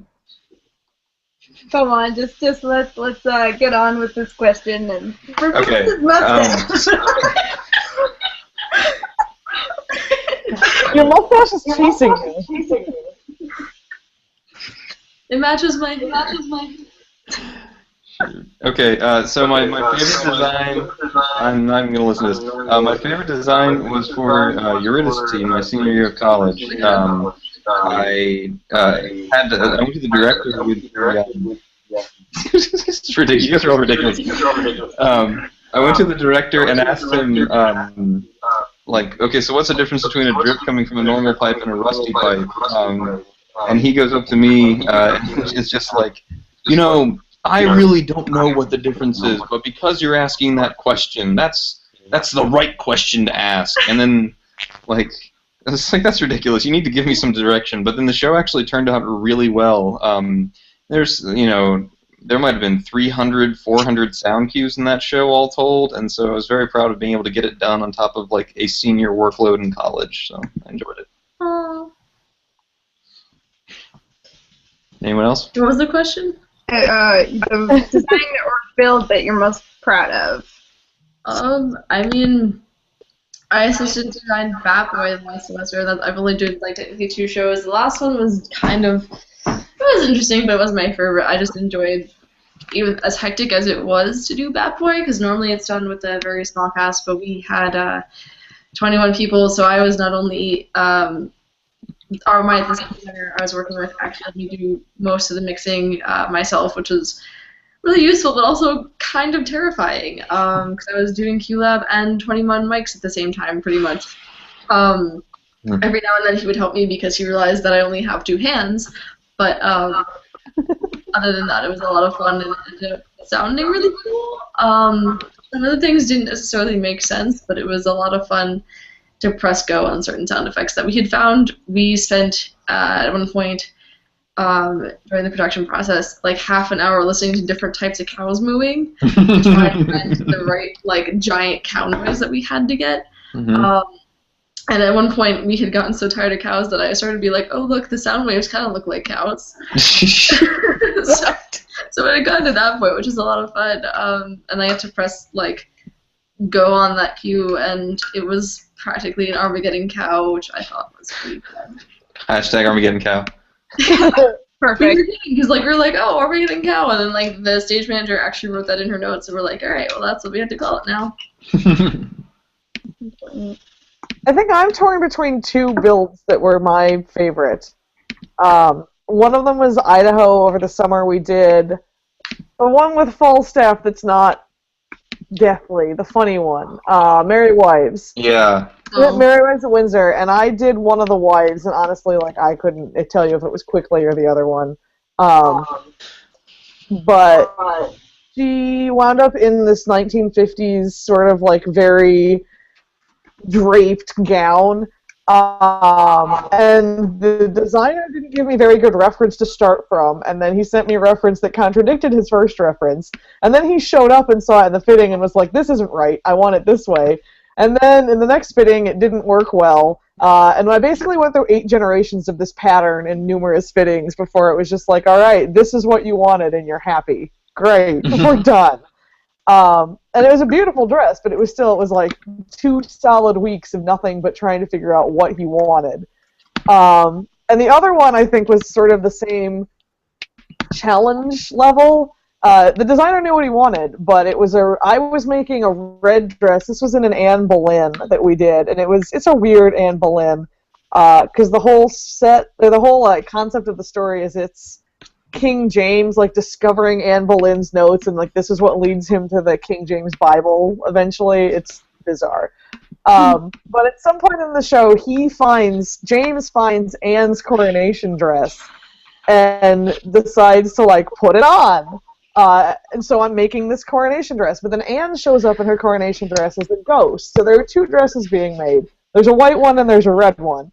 And I wound up on the red one, and the girl making the white one took the fabric and did her thing, but didn't leave me enough to send to get dyed. So I'm already down fabric, and, like, things kept going this way. And then it turned out on the first day of tech, this was also a hand prop, and this is, like, this big sheer, like, silk chiffon gown that James, like, pulls out of this wood trap in the floor, and I'm just like, as soon as I see this happen, I'm like envisioning shredding and holes. Yeah, just like, and then the fun thing was that they had to get him out of it on stage, and they wanted him to look feminine, so there was this whole, like, built-in corset system that we then had to, like, take the actor who was undressing him through, like, how to do. And then, like, heat set rhinestones all over the bloody thing, and it was just sort of this, like, it was a production number of a dress. I still have scars from the heat set rhinestones because I backed into the hot plate we were using to heat them, and they, like, flipped up and stuck to my back. So I have these, like, dotty little scars across my lower back that are actually set rhinestones. I have a few that I really love that we really made work and that kind of stuff, but at this job, it's gotta be Stump. Stump is my baby forever. We did the Dryad and Appalachian Tale, which is it might be an original work for barter, but it might not be. I'm not quite sure. We do some new works here that are commissioned for our theater. So, you know, the Dryad is like a tree spirit or whatever. I'm not quite sure. So I'm pretty sure it was supposed to be embodied in the stump that I built, though. So yeah, they were like, we need a stump, and they handed me a clay model, and I took measurements off of it, and I patterned the top and the bottom. I, like, scraped the clay off of the little piece of glue, and I traced it and did a grid, and then I put a grid on plywood, and I copied it that way. So it would be exactly how the designer wanted it. Built a wood frame, and then chicken wire over the top of it, so it had a nice sort of organic, tree fold on the base. Muslin, water, and glue over the top of that. Tree fold. I hate you. And we used batting. Oh, I say we. I built this whole thing by myself. We used batting for the bark, batting with a glue water paint mixture, and put it over the top in strips, and I painted it and textured it. I had to put Durham's record over the whole top of it to get it right and steady and everything. I'm incredibly proud of that stump. When we went to strike it, I had actors come up to me and hug me for it, and actors who were patting it and saying goodbye to it, and they were very, very attached to it. There was one actor in the play who apparently cannot act like he's going to kick something. He has to actually kick it, and we didn't find out that he was going to... He didn't find out he was going to kick it until after I had built it. So he kept kicking holes in the stump, which, was kind of detrimental to me as a result of the fact that I was really proud of my work. And so I kept going, he kicks it one more time, I'm putting a steel plate in it, he's going to break all his toes next time. I did put 2x4s behind it, so I'm sure it wasn't super pleasant to kick, but yeah, that's what you get for kicking holes in my stump. He had to bring us like 3 boxes of donuts for that one. And I still have kind of a underlying for the actor, unfortunately, just because I really, really was super proud of it, and he could not stop kicking it, just kicking stupid big holes in it. Yeah. So we joke around a lot because he's stored up in furniture storage right now on top of this tree table the previous prop intern made, so he's a hat for the tree table. And when the new prop shop is built, whatever that is, they were talking about using him as a break table. So, because everybody loves Stump. Also, as I mentioned earlier, because he was made of like chicken wire and just scratchy material, that would just catch on everything for a while there until I sanded everything down. If you walked by him, he would like grab your pants, snag your jeans and stuff. So I put up signs that said, warning, Stump touches butts and that sort of stuff. And that's why they're on the front of my binder. It's like if you cut down like one of the trees in The Wizard of Oz, and then like they were angry about it, so they just started grabbing at people. Yeah. We were just talking about how Stump was a pervert, and he really needed to grope you if you went by him. Come on, who doesn't like butts? Yeah, he became a character in our shop basically, and the little clay model of him is in our tool room right now. And we put googly eyes on him, angry eyebrows. So we have this thing in our shop where if we get something creepy in, like a creepy doll, or we had part of a mink or a stout, and several other things, that the way to make it not creepy is to put googly eyes and a party hat on it. And then it's perfect. Have you seen the awesome Tumblr art that is the girl who does like Bucky taking the mask off or the goggles off, and he's got googly eyes? I love it. Immediately where I went. Today I put a party hat on Shopcat because we needed to welcome Shopcat into the party collective. It was necessary. I'm not even sure if you're gonna see this, but there's Shopcat with the party hat. But Shopcat's not creepy. Shopcat is adorably homely. So, we love Shopcat. But my favorite instance of this is... Wait, is Shopcat a real cat? No, Shopcat is a puppet cat. Just checking. It doesn't have a tail or legs. Oh, see, that means that... No, it's like sausage cat. That's the nature of being a puppet. And then just, like, big eyes, and he's really old. But we have... one night we were working on Sherlock, Hans of the Baskerville, and we were putting greenery on the moors, and it was like 4 a.m. and all of us were real tired, and it was tech. I mean, it's always tech at my theater, but anyway, everyone was kind of getting bent out of shape, kind of crazy. Eggplant hour was setting into all of us, and Megan had found a tiny plastic spider in the greenery. And she put him up on the moors right next to her, and she named him Frank, and Frank was her friend to get her through the night. And she lost Frank at some point, and she was very sad about it because everything is really serious when it's 4 a.m. And I found him again, and I hot glued him down to the hot glue stand that we have for our hot glue gun. And so Frank stayed on our hot glue gun since then. But every time we brought Frank in with the hot glue gun stand, the deck carps, the stage crew, the production manager would all freak out and think there was a giant spider on our hot glue gun stand. We even watched our production manager sneak up on him and try to bash him with a newspaper. It was super funny. So we decided to apply that same rule to Frank, and we gave him googly eyes and a party hat. And now we made the party hat out of a fake leaf and some fake grass. So he's Frank the Greenery Wizard now. And he's so lovely. Everyone loves Frank now. They hated Frank before. They were so freaked out about Frank. But poor Frank. It's not his fault. Precisely. We always, if we have to bring a glue gun to tech, we bring Frank. Frank is the one that goes. So,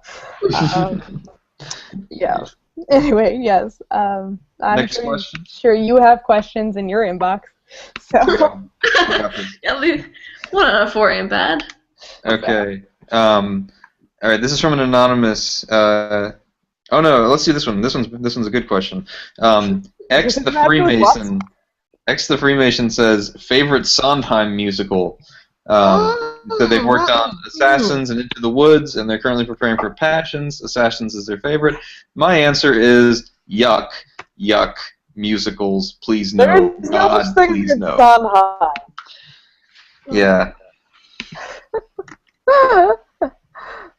I have sort of a latent not even latent. It's very unlatent. It's like a very present Sondheim hatred.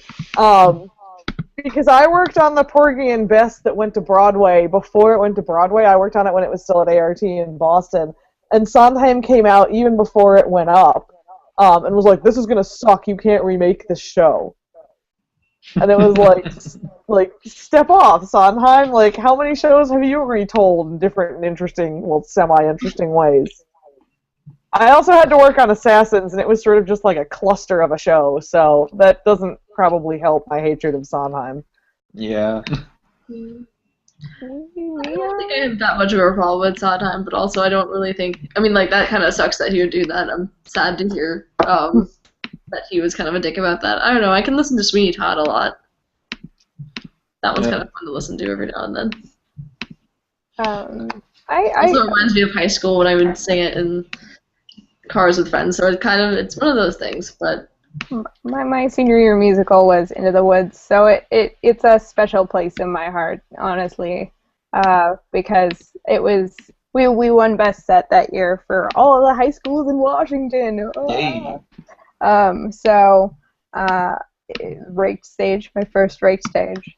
I went on to do 8 more in a row at college, but yeah, I don't know. Into the Woods is near and dear to me. So. Well, the only thing driving me to see the movie version of Into the Woods is the song where Chris Pine rips his shirt off. Honestly, I thought it was a great adaptation for what they could do in a two-hour movie to not lose people. And I like that you're also not doing this motion now that I've talked about shirt ripping. I can hear. Zero gravity boobs.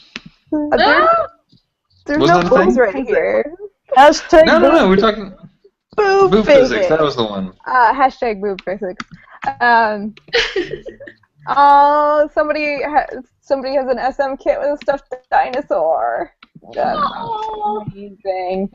Our costume craft person. Tiny plastic Avengers that live in my sewing kit.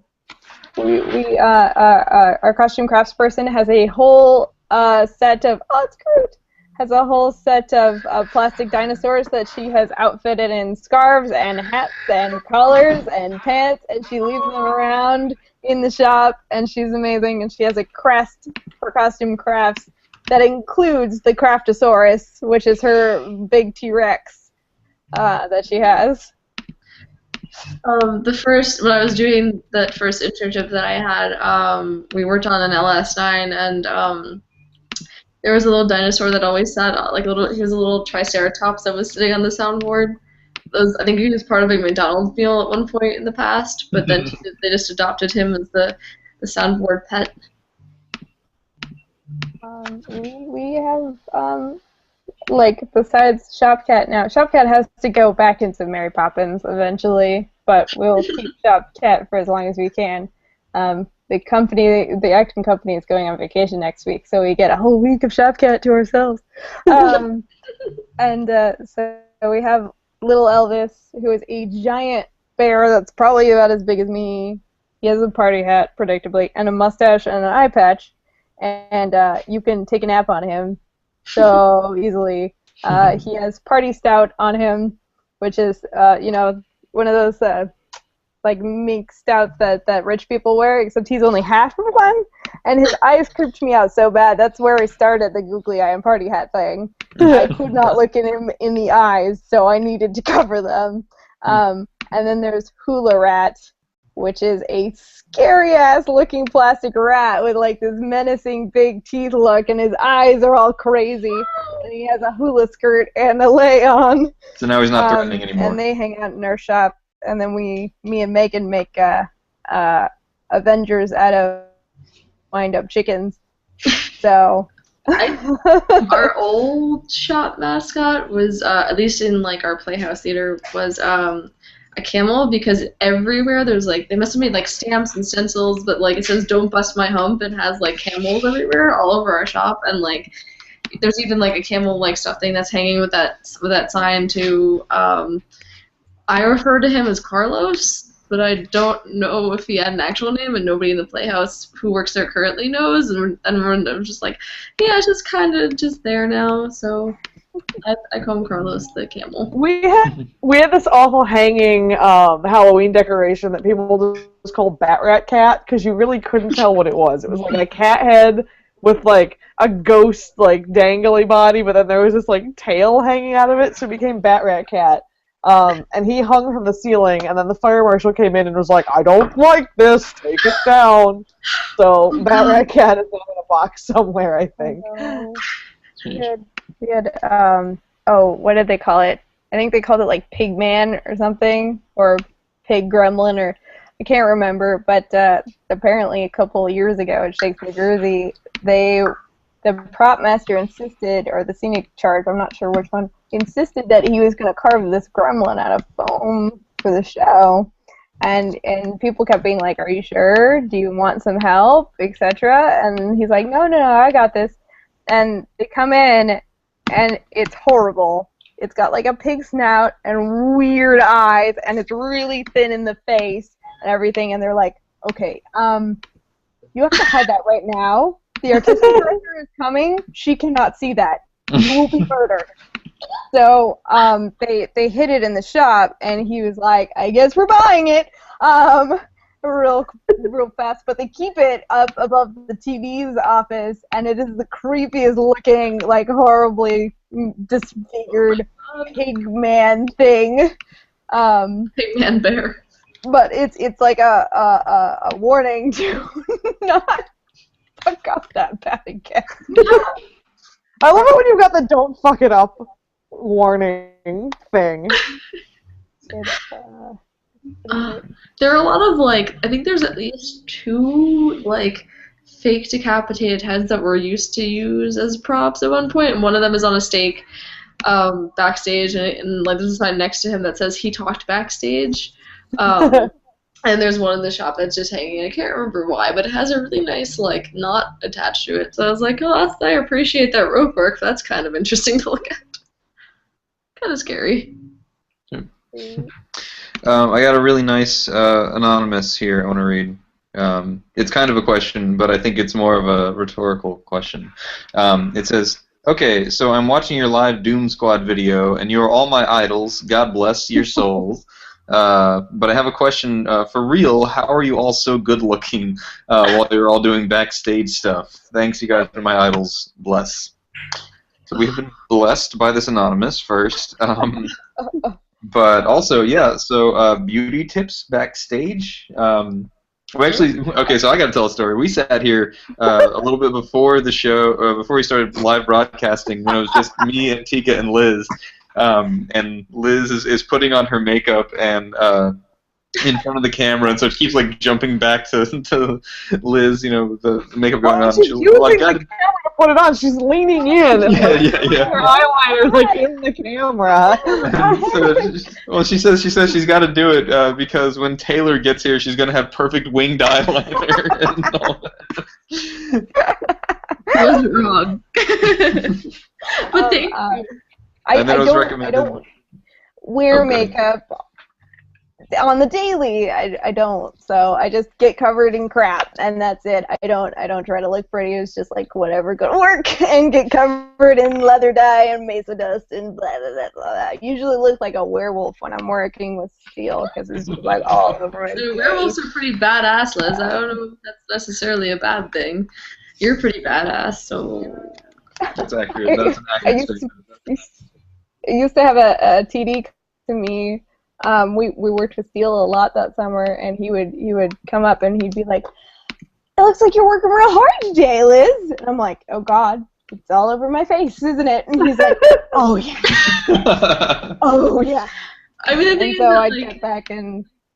If I one of my professors has a habit of being like, "Oh, you look tired today," and I'm like, "Yeah, you."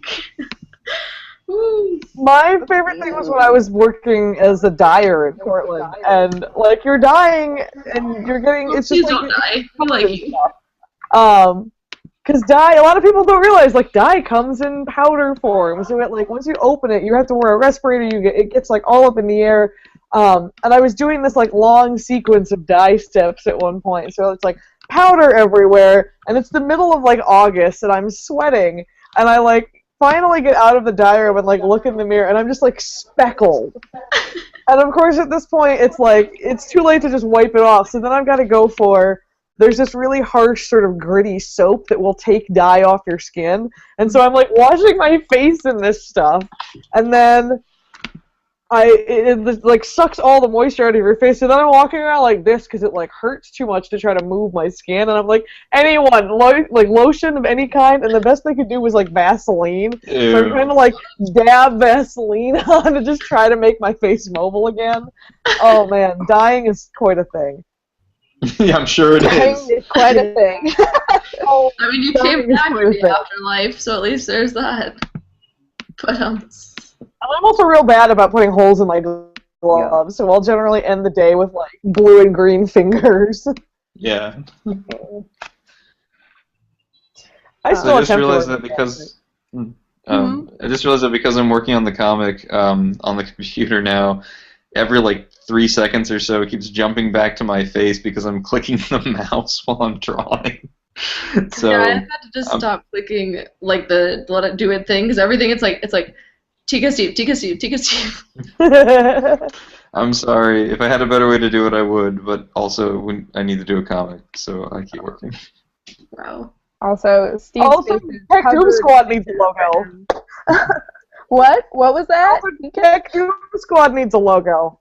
Oh, Yeah, I'll do that eventually, maybe. If you guys continue being cool, if you don't start sucking. Make it my life goal to suck as little as possible every day. Next time I see you, I'm I'll gonna send you punch a you for that one.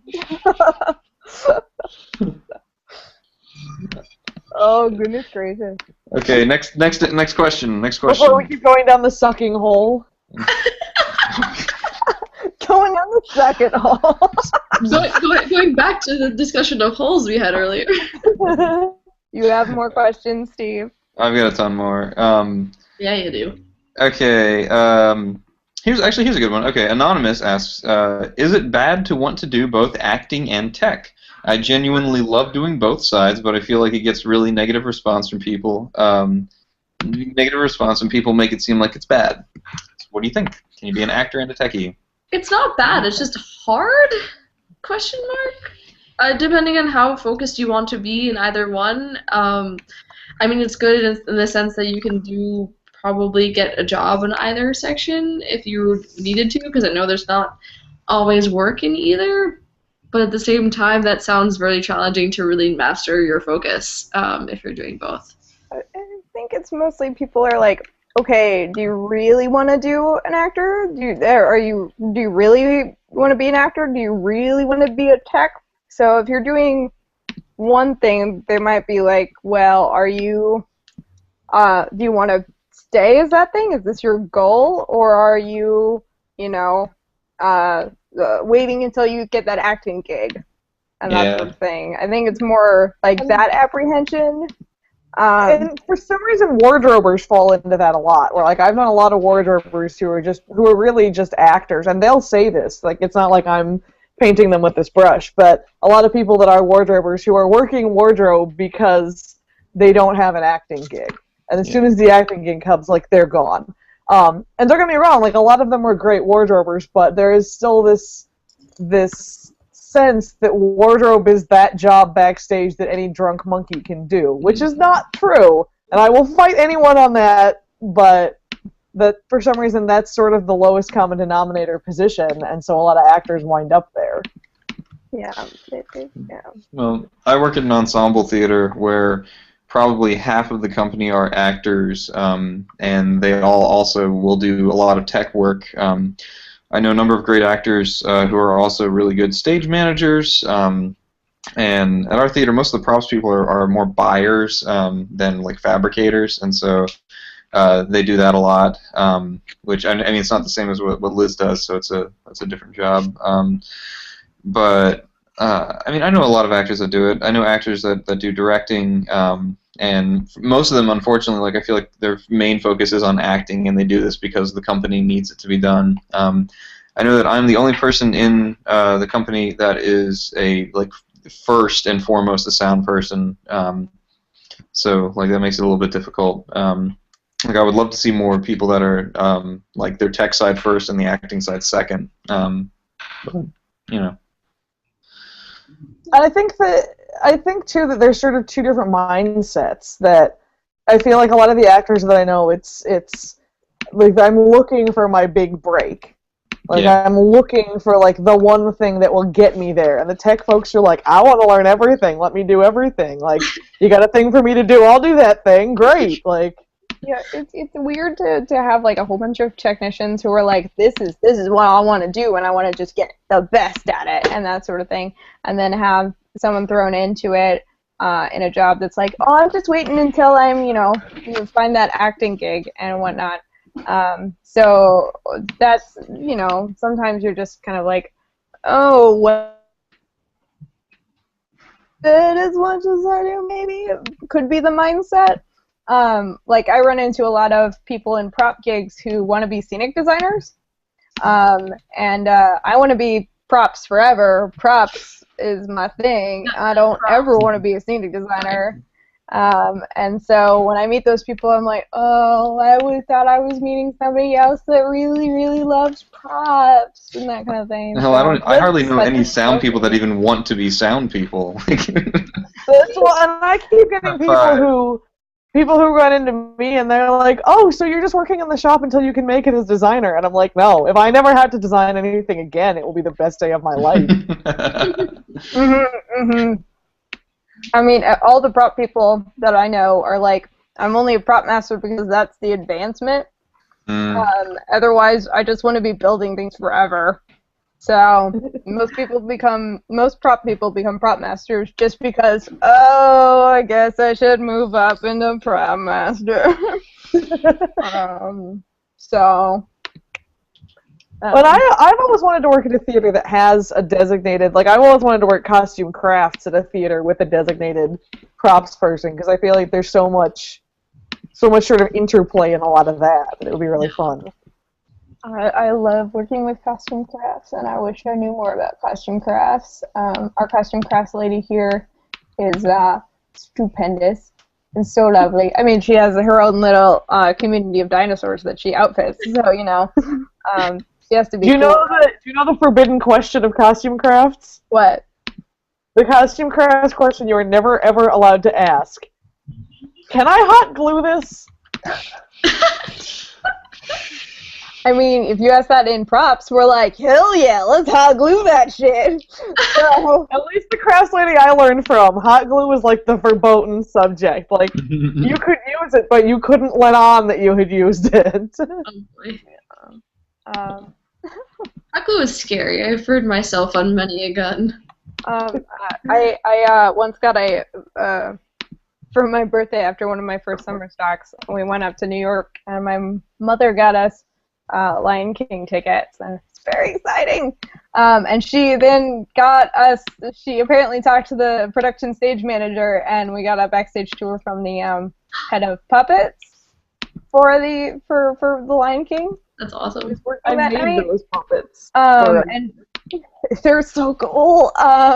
And she brought us back, and she was like, hot glue is your enemy. And I was like, oh, okay. And she was like, see this hand?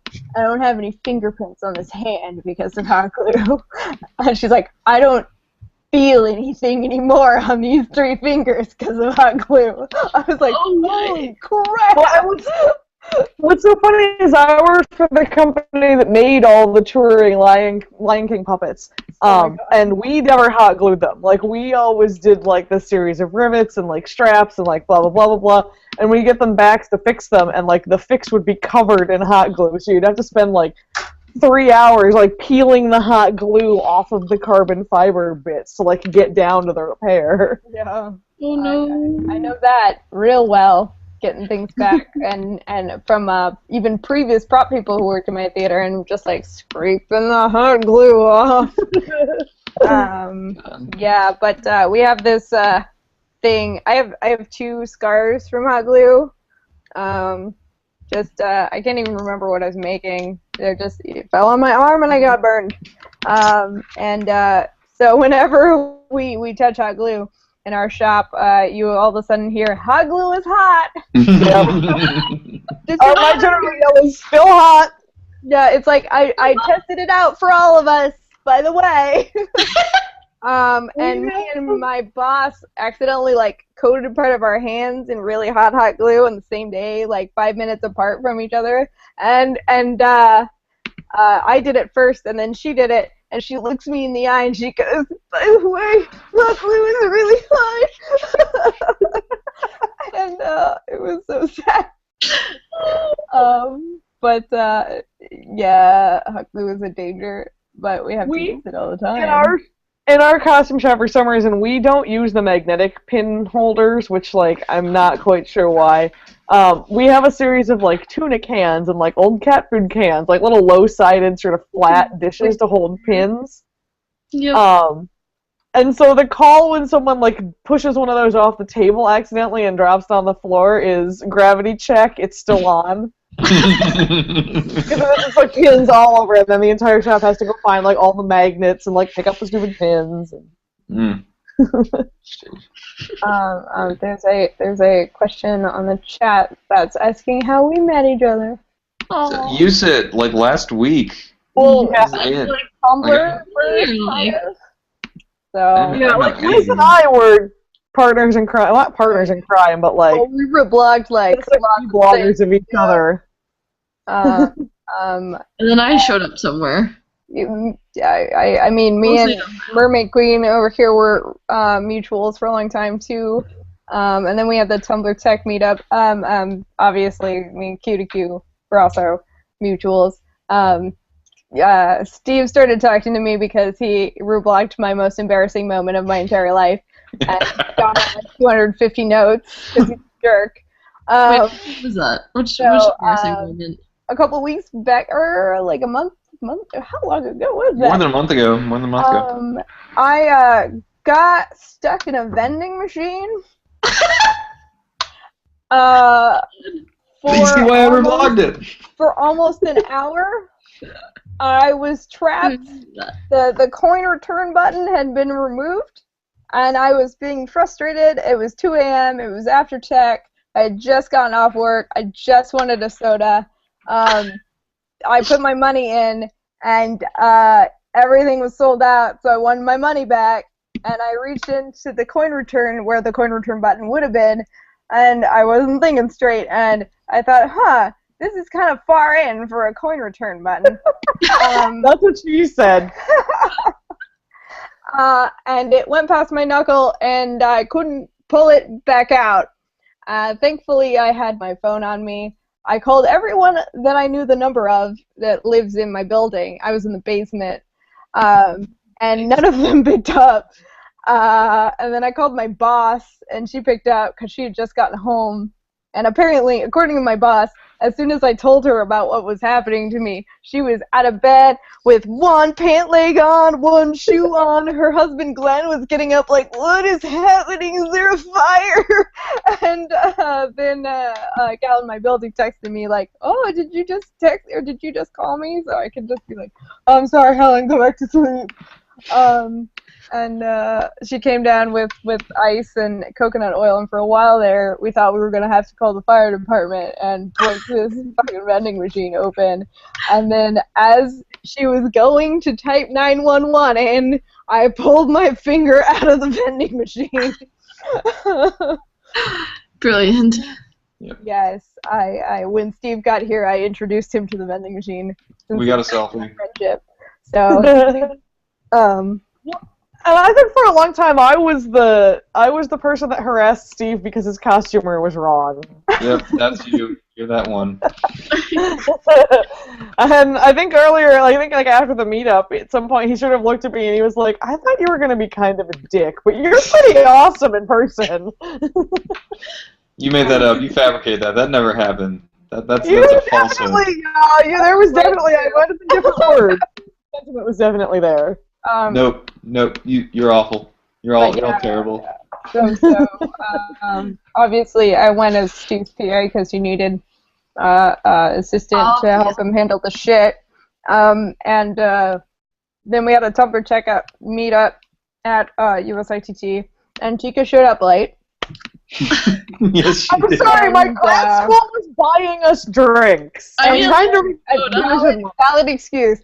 And then Taylor didn't show up at all, so... She went to the wrong ice cream shop. It's not my fault. I showed up and immediately started talking about dance belts. I would like to point out that we put a map up. So, but later on in the week we met at a bar later on. But yeah, so. And then that happened, and now we just drank with Tika, just straight. We just kept drinking with Tika. And now we're the Doom Tech Squad, so now that happened. Tech Doom Squad! And yeah, Steve really likes to say in his curly voice. He needs to update. Yeah. Wait, Steve, you need to imitate the voices that you were making about our URLs in the doodle that was made. Here it goes. Tech Doom Squad, backstageleft, mermaidqueen, and then it was Sable's daughter, the ugly one. But now it's got to be what? Costumersupportdept.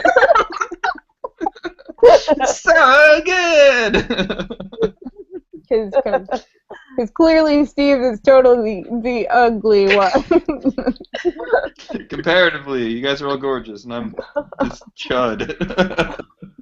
Got a beard going on. You're pretty But good. you're in stealth mode now. I mean, you're not wearing your hat. Yeah, that's true. I got the hat, like, seriously, within arm's reach. Yeah, there you go. Now you're from the comic. But, do you have any more questions in your inbox? I have more questions. Did we answer both of yours, Taylor? Me, I only had two, which was like, who's your Tumblr crush, and the canned sound. Oh, that's right, yeah. Tumblr crush, that's such a weird thing. Who's your Tumblr crush? How do I don't even know how to work technology. Anyone who's the opposite of Steve is my Tumblr crush. Yeah, pretty much. Liz is awful. That's why you reblog me a whole bunch. Like 42% of my likes and reblogs are your stuff because you get to it first. We follow all of the same people, and then I guess that makes me your Tumblr crush because I am the opposite of Steve. I am short. I am female. I have long colored hair. I don't have a beard. Wait, we wrote Or a sound. hat. Sound. Almost there. Almost there. There we go. Quick, Perfect. Tika, dye your hair. I've done that. It was purple for a while. Oh, dude, that would have been perfect. Because then me and Liz would have made Tika. That's a weird way to put that. Yeah, just a little. I mean, in terms of our hair color, if you mix the dye. I'd ship that. I'm just gonna stop digging this hole. I was gonna say, I feel like now we're back to holes again. We never left the holes. That's obviously the key word for tonight wasn't butts, it was holes. Holes. I mean, that's half the word. Oh, gross. Oh, apparently Taylor Liz is the new OTP. What? No, just our hair, man. Just our hair. Hair sex. Hashtag hair sex. Give me a head with hair, etc. Is that what we're doing? Mm. Oh God. I mean, like when I first had my hair, it was I dyed it red, and When I I was first had my hair. when I first was like dyeing my hair like funky colors, I went with like a bright red, and I was afraid to like wash my hair in the dorm shower because it was like 2 showers that were shared, but the drain was in the other shower that I didn't like to use, and so every time I washed my hair, it looked like I had killed a man.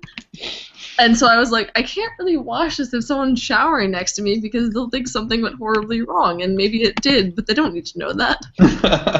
I have a hair dye shampoo that revitalizes the dye, makes it brighter, and it's like a purple red, and I always feel like I'm putting the blood of the innocent on my hands to put in my hair. I mean, I just don't wash my hair. Liz, That's my solution. I mean, like I wash it, but like once every 3 weeks. Oh, you're the head the guy He's the welding. the welding gear head cannon guy. Yeah. When you run around narrating your life and wearing welding gear. So I'd be carrying Taylor in my welding gear, apparently. Except Taylor is. Are you taller than me? Aren't you taller than me? You guys are like the same height. I don't know. How tall are you? 5'2". Okay, so maybe like that much, but like we're. No, I was gonna say, I feel like of us, I am actually one of the taller, which is terrifying. Yeah, a bunch of short people. I used to live in an apartment where I lived once with a 4'10" girl, and then I lived once in an apartment where I was the tallest person of the three of us. The other two girls were like 5 foot. So. You were the wow, that's scary. Did they ask you to reach things on the top shelf? Sometimes. Once I felt so bad. I lived with this guy with 4'10". Alex did too, if he's still around in this chat. He probably went to bed or something, like a responsible person. But I'm not used to being able to see straight over someone's head, you know, because I am short. So one time I was coming around the corner and I ran straight into her because I looked directly over her head. It felt terrible. See, I always love the fact that every roommate I've had has been my height or like very similar to my height. And so we always look at that, you know, in stupid apartments, they always give you that like over the refrigerator cabinet. Yep. We always just kind of look up at it and it's like, the promised land! Like, what do I keep there? Oh man. I mean, like, there's a lot of things in both of our black box shop and our playhouse shop that like I can't reach, and of course all the playhouse guys know this, and our TD knows this, and our supervisor, and so they will always ask me to reach the high things because they know I have to either A, get a chair or stand up on like the counter just to get them, and they'll stand there and watch and laugh. That's not fun.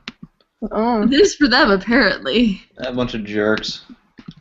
Slaughter them all. It's fine, because then I prove to them that I can actually get to it, and I get creative with it, so it's fine. You gotta get those grabby arms, you know? Yeah. I have dinosaur hands? Yeah. Oh, yeah. My mom had a really long pair of tongs, because she's my height, too, that she would use to grab everything. Yeah, Alex, your ex was very, very tall in heels. It's not fair for someone who's already 6 foot to wear heels. I had a friend who, back in Oregon, I had a friend who she was like 6'3" and looked like Dead Ringer for Nicole Kidman. And I hated her a little bit for that, but oh well. But she's like 6'3" and I'm like 5'4", and we went out and like did some festival in Portland. I think we went to like the Saturday Market or something together. And I like couldn't find her. We got separated and like couldn't find her. And finally she comes like trotting up beside me, and I'm like, "Dang, Amy, like I've been looking for you forever." And she's like, "Oh, well, it was really easy to find you. You're where like the crowd makes a dimple." Thanks, jerk. What was I gonna say? I lost it. You have a comment too to the haters you should just destroy them. Apparently, Taylor. Yeah. So, I mean, you should. That's super rude, and you shouldn't stand for that. So I mean, I can't stand for it if I can't reach it. So our TD at this theater classifies our students in like different job groups he needs them in. So he always needs a couple of tanks, and he needs a couple of monkeys, and he needs a couple of smart monkeys. And if he can get a smart tank, it's like the best day ever. I'm all about that bass, put that bass in the treble.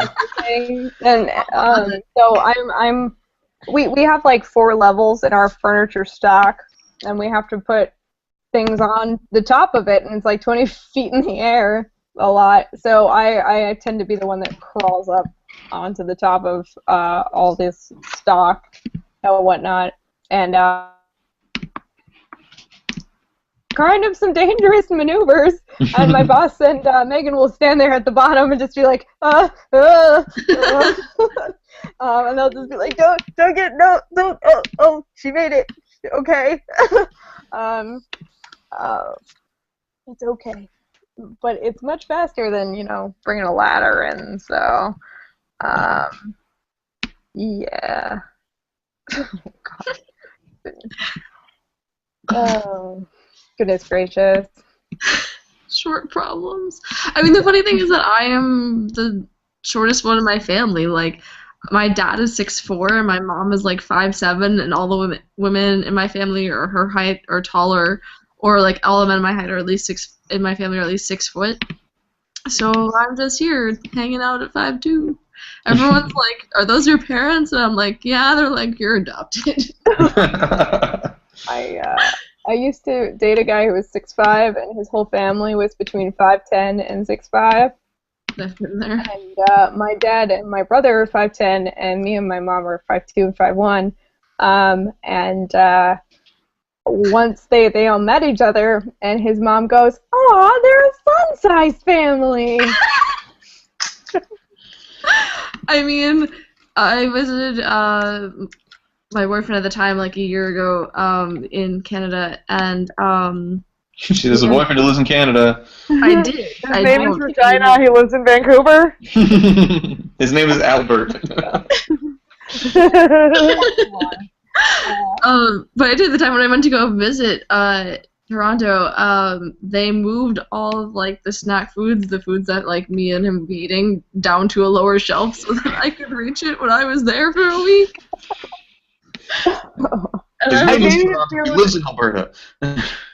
I dated a dude once who was tall enough that he thought it was hysterical to like rest his arm on top of my head.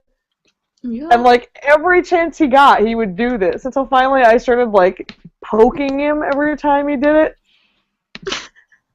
I mean, broke up with him like about 4 weeks after this became the running joke. I was like, "We're done. Done. Over it."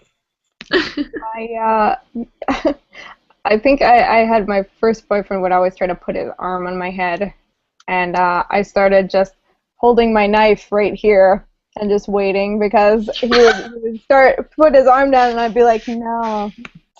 I was just done with it, because he wouldn't do it when I told him not to. So all you tall assholes out there, that's the fastest way to get yourself injured and or broken up with. Here's the thing. He wasn't too bright, because he used to try to scare me coming up behind me. The problem is my elbow is his crotch height, Yeah. Oh yeah. Oh, And one time I was celebrating something, so I swung my arm back real hard, and he was behind me, ready to scare me, and I elbowed him, probably the hardest it's ever, just right in the groin, and he just crumpled into a ball, and I was like, "We've had this conversation. Do not sneak up on me anymore." You would never learn. Oh, goodness gracious. My favorite story like that is the time that horrifying. I was getting too excited about something. Like I had almost finished something, and I was standing behind one of the cutting tables in one of the shops, and all of the tables, like cutting tables, always have the big high stools, and these were stools with backs, and I was like, yes, yes, and managed to like on the downswing catch my eye like on the back of one of the stools. Literally, this enormous black eye that somehow was only above my eye. So for the next like week and a half, I was like painting the other one in an eyeshadow, so it was like purple and looked like it matched. Oh my god. I love favorite like moment in the shop of like accidental injury of that sort of thing. Me and Megan is my assistant prop master. We were doing lettering for a bunch of signs. We'd been sitting there forever. And I was like, I'm done with this sign, yes! So I went to move it over to the other table so I could get started on the other. Really big boots, and I was up on a stool, and I didn't realize that my circulation was being cut off, and I went to go use my feet, to walk, and they rolled under me like I had just stepped on a greased-up beach ball, and I just went, whoop, and Megan turned around and went, "Are you okay?" And I was like, face down, nose in the shop floor. I was like, my feet don't work. I feel like the only thing that would have improved that is if you would have brought your face down like on the sign, so you had the sign like reverse imprinted on you. Thankfully, I did like one of these, so I just like threw it across the room, and it landed on the table that I was aiming for, face up, thankfully. But after Megan realized I was okay, she just started hysterically laughing for about 5 minutes. It was pretty wonderful. Somebody has my last name in the chat. That's so weird. Another question. Everyone ready for a new question? Yeah. Question. Okay. Let's see. Oh well, I've got another pirate joke. If you're interested. Yes. Is it funny? It is sort of. Okay, and not actually. Wait, you didn't hear the first one, Taylor, because you left, so that I felt comfortable to tell the joke when you left, because you are the joke master. Okay, so this pirate joke says. Oh wait, no, I'm not. The joke says. The first one. The joke says, "Why can't pirates memorize the alphabet?" Uh-oh. Because they keep getting lost at sea. Oh no! And we also have a perpetual light who wants to know if there's room for one more in the Hangout, and I think there totally is. But next time we should include perpetual light. Yeah. I mean, he does have that lighting experience that we. Yeah, we need a lighting person. True. He's from Canada. And so. Yay! We need another Canadian. We only have half of one right now. Hey, I'm full American, full Canadian. You can only pick one. Confused. I don't have to pick one. I don't have to pick one at all. This Wait, sounds what was the real first still joke? in discussions I've had with other friends. So, bam. It's not real. It's fine. It's fake. What was the first joke? That's your job. What? So you're a prop master. That's your job. How do I know it's not fake? Yeah. You could make a convincing passport. I mean, it's Looks like me. Yeah, hold it a little closer. I'm gonna need to copy that. I don't have a social security number memorized yet. Because when I was doing my scavenger hunt, I had to find somebody with the same name as me, and I had to get their ID and then have like redacted information. I was not finding anyone, and so I was talking to my boss about this, and she goes, "We can make you one."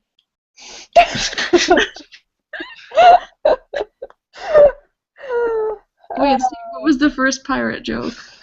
So the first pirate joke goes, what is a pirate's favorite letter? Arr. Nay, 'tis the sea! See, she let you tell it right. It worked that time. When I don't ruin it and kill Steve's jokes. My hobby. I mean, we both kind of trampled all over that one. Yeah, Come we on. were like, yeah, we know that one, Steve. Go away, God. So my theater does this retreat every year. We go to South Carolina and hang out on the beach in January. And That just which seems is like a tease. yeah, it's a lot of fun. We hang out, we read plays and stuff. And this year, I had a joke. And we were all very, very drunk, and I was trying to tell this joke to people, and they kept like not giving me the right setup to be able to tell the rest of the joke. And I was getting very angry that they were like ruining my joke, and so every time someone new would walk in the room, they'd be like, "Hey, Steve, tell your joke," and I'd be like, "No, I don't want your joke." And then they make me do it, and I just get so mad at them. The joke goes, I think I already told Liz this one over the weekend, but it goes, how many tickles do you give an octopus? Oh wait, is that the right joke? I know another one that's really similar. Something about it's 10 because it's 10 tickles. Oh! Yes, but we don't know if he's ticklish, so we should give him a testicle first. Everyone at the retreat. So everyone at the retreat kept saying, "Oh, 8. You give an octopus 8 tickles because it's an octopus." I was like, "Yes." But what does he have 8 of? Tentacles! 10 tickles! That was a joke. Bye. It's probably not a good drunk joke. It's a testicle joke. It's a great drunk joke. Wait. Tika, did you see my joke? I think I posted a screen cap of it when I texted it to Steve the other day. What do you call a potato with a PhD? What? An esteemed vegetable. That's pretty good. That's the one you I for a while was you're no longer friends. I was trying to rack the up one. degrees to get like stupid things I could add onto my name, so at some point I could be like Esquire. Ooh. Are you a doctor yet? No. If I'd stayed in one subject, I could have been. We hired a wardrober here with a doctorate. She has a PhD. Yeah, you also said she Why was. can't she carp? And she meaty carp. Yeah, big meaty carp. And she might be watching this right now. Big carbs. Big Well meaty. Well hung. And focus. Let's just throw out all the innuendos. Oh my gosh. So my boss was talking to me today. Innuendo. In her endo. Goodness gracious. About like just putting this fake drawer on the front of this desk. And she goes, okay, so you're going to want to screw it from behind to avoid facial screws.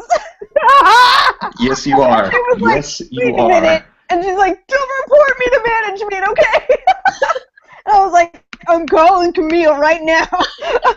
Completely without thinking the other day, one of our students said something, and I responded with, your mom, whatever. And then I was like, I don't think I was supposed to say that to you. Let's forget about this. He's like, oh no, this is the best day ever. I was so entertained by Helen does to say things weirdly sometimes. Like we have a bunch of vases that are like shaped sort of like that, and I'm like, why? And she just thinks it's really funny to refer to them as hoo-has. And so if she does it too much, because she usually ends up just giggling, it's just a giggle bit after a while, I'm just like, I'm going to call Camille, I'm feeling uncomfortable. Camille's our production manager. We had a Blue Man. Everyone there basically knew everyone else's foibles, and like it was just one sort of big, happy, dysfunctional family. And they brought in a harassment seminar dude who was supposed to tell us that like we couldn't talk about like butts and dicks and so forth anymore. Yikes. And the entirety of literally the entirety of the Blue Man Company is just sitting there like, I don't understand what you're saying. How am I supposed to communicate to these people if I can't make dick jokes? Matt Smith from Reality just said in the chat, my band teacher told us to feel each other's parts. Nice. Your band teacher was fired. Our band teacher in high school was Walter Bates, so he was Mr. Bates, which devolved quickly. Oh boy. Not gonna touch that one. I mean, Just go with that dimmer. I used to work with a carpenter who was just genuinely curious about everyone else's sex things and whatnot. He wanted to know all about everyone's kinks because he wanted to know if he was weird or not. But he asked in such a way that we were like, "Aw, you're just precious," because he was this big rednecky guy who you'd think would be really tough about things, but he was actually like a teddy bear. And we called him Sugar Tits. It was great. And so he would roll in and ask us about some weird sex thing, and we'd all just be like, "No, we do not do that." And he'd be like, wait, none of you do that? And I'm like, "No." And it's like, wait, guys, am I weird? Am I weird if I do that? Because he was just so, I don't know, he was just so curious about it. It was not, like, inappropriate to us when he asked those questions, because it was just like, Chris is going to ask us in a second if he's weird. Because when we'd be hanging out, he had this, like, he was from Terre Haute, Indiana, so he had a really, like, rednecky drawl thing. I made a comment about his accent or something, and then a couple hours later he'd pop back in and be like, is my accent really that bad? I'd be like, no, we were joking. Oh my god. He would always just come roll back in 2 hours after we were sassing each other and be like, we're still friends, right? Oh, you're so precious. Precious Sugar Tit. Okay. All right, we got another question here. It says, how does everyone feel about the whole NYC-centric industry? Some people say that there's no point in working if you're not in New York, but we know that's not strictly true. There's lots of cool theater happening all over the country. I've heard that it's a lot harder to make money outside of New York, though, and that's been my experience. How do you guys feel about that? Well, I think they answered their own question. Made their opinion pretty clear. What do you guys think? I say fuck Broadway-centric theater, honestly. I mean, there's tons of theater around the country, around the globe, and honestly, that's something that I love New York. I grew up in it, but I'm honestly trying to get out. I would enjoy doing traveling theater, honestly. I think that would be a really cool and fun experience, and there are many jobs that you can do that are not in New York City, because if everyone worked in New York City, then nobody would. Yeah. And part of me, and this may make me real unpopular with people, part of me feels like New York is the easy way out. Not like it's easy to get a job, but like if you go to New York, like everyone goes to New York looking for people that do what you do. So it's sort of like, do I want to be a mediocre fish in a giant pond, or do I want to get out somewhere else and like see what goes there? Or just fighting against all of the people who want to be in New York, versus finding maybe a place that does high-quality theater but isn't in that location. And the couple times I visited New York, like, I emotionally, like, could not deal with New York. It just... sets me off somehow. Like, every time I've gone to New York, I've left sort of like, at least in New York City. Like, I've spent some time in upstate New York, and it was lovely. But like in the city, I just want to kill everything that gets near me after about the third day. Also depends on where in the city you are, because there's all the boroughs, and like Central Park is fun. So as long as you're not in Times Square, which is I think is a very terrifying part, which where a lot of theaters are near if you're on Broadway. So. If Alex is still in the chat, I would love it if he weighed in on this, because he's in there working in sound right now. I got a couple friends up there in stage management too. I know a couple costumers there. Huh? I know a couple costumers there. I mean, they seem to be making do. They seem to be, happy with the choice. It's just, I feel like it's one of those, like, if it works for you, it's great. If it doesn't work for you, don't do it. There are other places to do theater. Yeah. DC Baltimore area, highly recommended. Moving faster than it would in other places. That's quite possibly alright. I feel like if you move to a big city and you get a lot of little jobs, your career is probably going to pick up a little faster. People are going to know you a lot quicker. If you do a lot of various theater jobs. I mean, I do feel like my career is slowish because I, am bouncing all over the country rather than if I stayed in one place and just worked on it. But at the same time, I don't want to stay in one place. I feel like in New York, you may have the ability to make more contacts, but is it a trade-off between number of contacts and quality of contacts? I don't know. Yeah. Alex says, I'm here freelancing. Actually just got my first offer for a 7-week run of a show. There are a lot more options here than there were in just in Seattle, and the stakes are higher than it would be in regional theater. Yeah, that's probably pretty accurate. Seattle is very the costumers specifically that I've been out of New York seem even more backstabby than the normal bunch.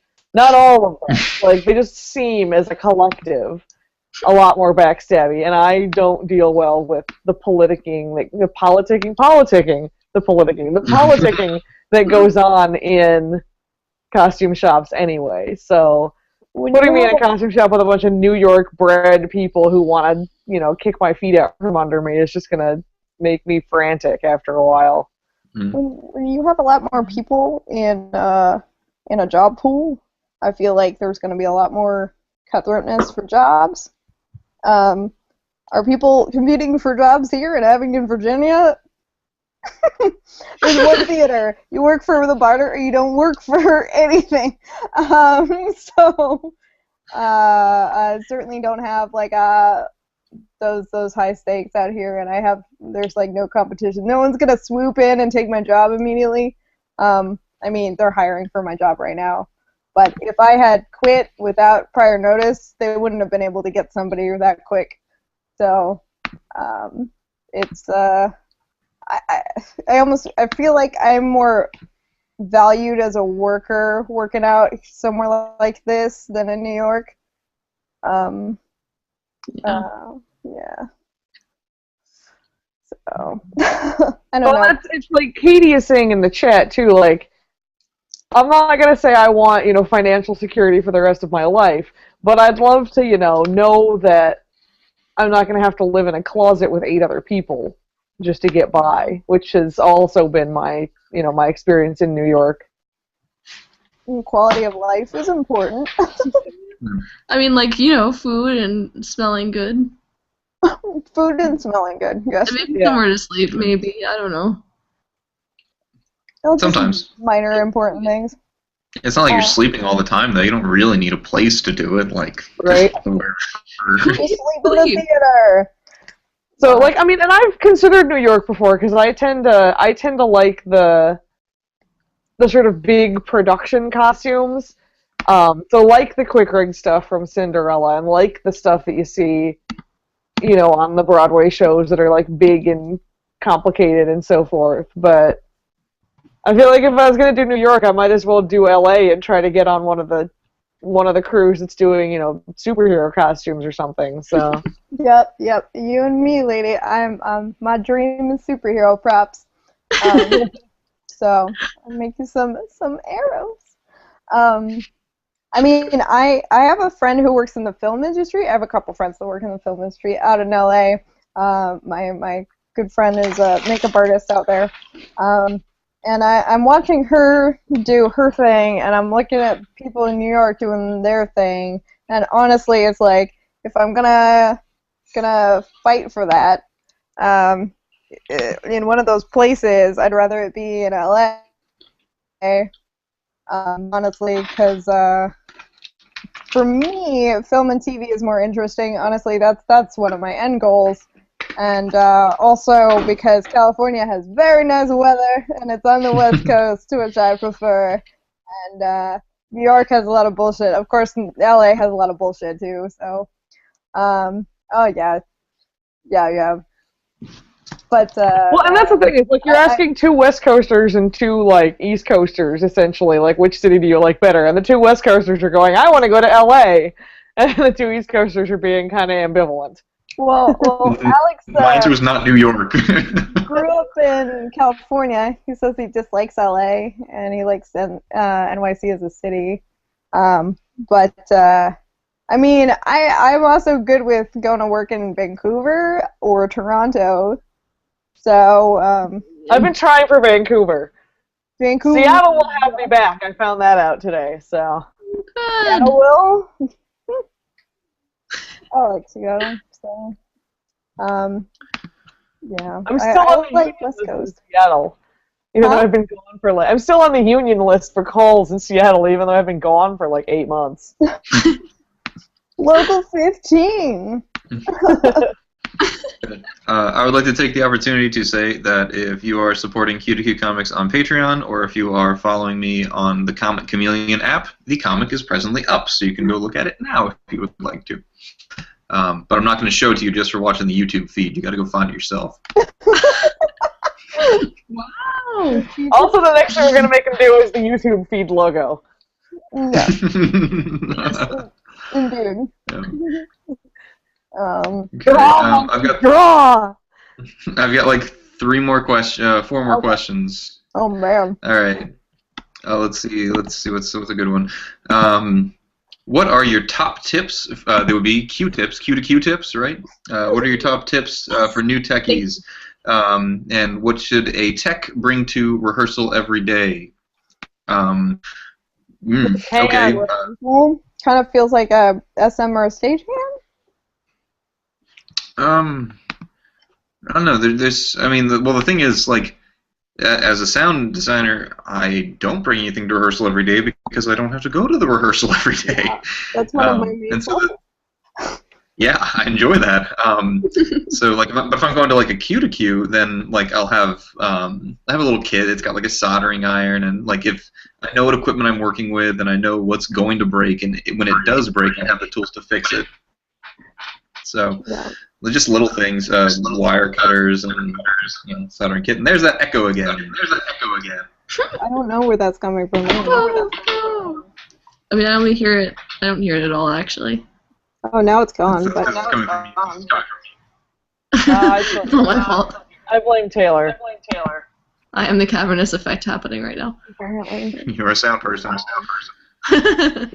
fix it, sound people. What were you saying just now? I can't. Oh, that's so distracting. I can't talk now. Hold on, I think I can fix this. Let's try that now. Nope. You just delayed it a little more, I think. Maybe turn your volume down. Oh God, it's worse. Hey, Taylor, you're muted for a minute. Hold on. Is it working now? Is it Taylor? It's totally. It's Taylor. And now for some reason her volume control is stuck way up. again, so I can't turn it back down. Hey Taylor, do you have control over your volume from there? Like if you can turn yourself back down to a normal level. Sorry, you're still muted, but it's dangerous. It's dangerous. The echo is dangerous for some people. Okay, here we go. Okay, hang on, I think I got you. Should be unmuted? You're still muted. Why are you still muted? I can't fix anything! Oh, there you are. Is everything okay now? No. Really no. Turn down the volume on your laptop a little bit. Okay. How about now? Yeah. Is it better? It's I better. can't hear you guys, but is it better? You don't have headphones? You went back to get headphones. Well, the whole reason I went back, I was like, oh, if I go back, then I don't have to use headphones. Damn. So I can go echoey. get them. Is that gonna make it better? I don't know Maybe, why like, it cover suddenly up the started being a speakers. problem. It wasn't my fault until now. No, that's a really weird thing to do. Okay. Katie's going. Bye, Okay, should I go Katie. get my headphones? Hi, Katie. The copper wire. Oh, bye. Nice to have you. Good building a bookshelf. Ooh, tax appointment, no fun. Hopefully we'll fix this echo. So we can... I can't. It's so awful.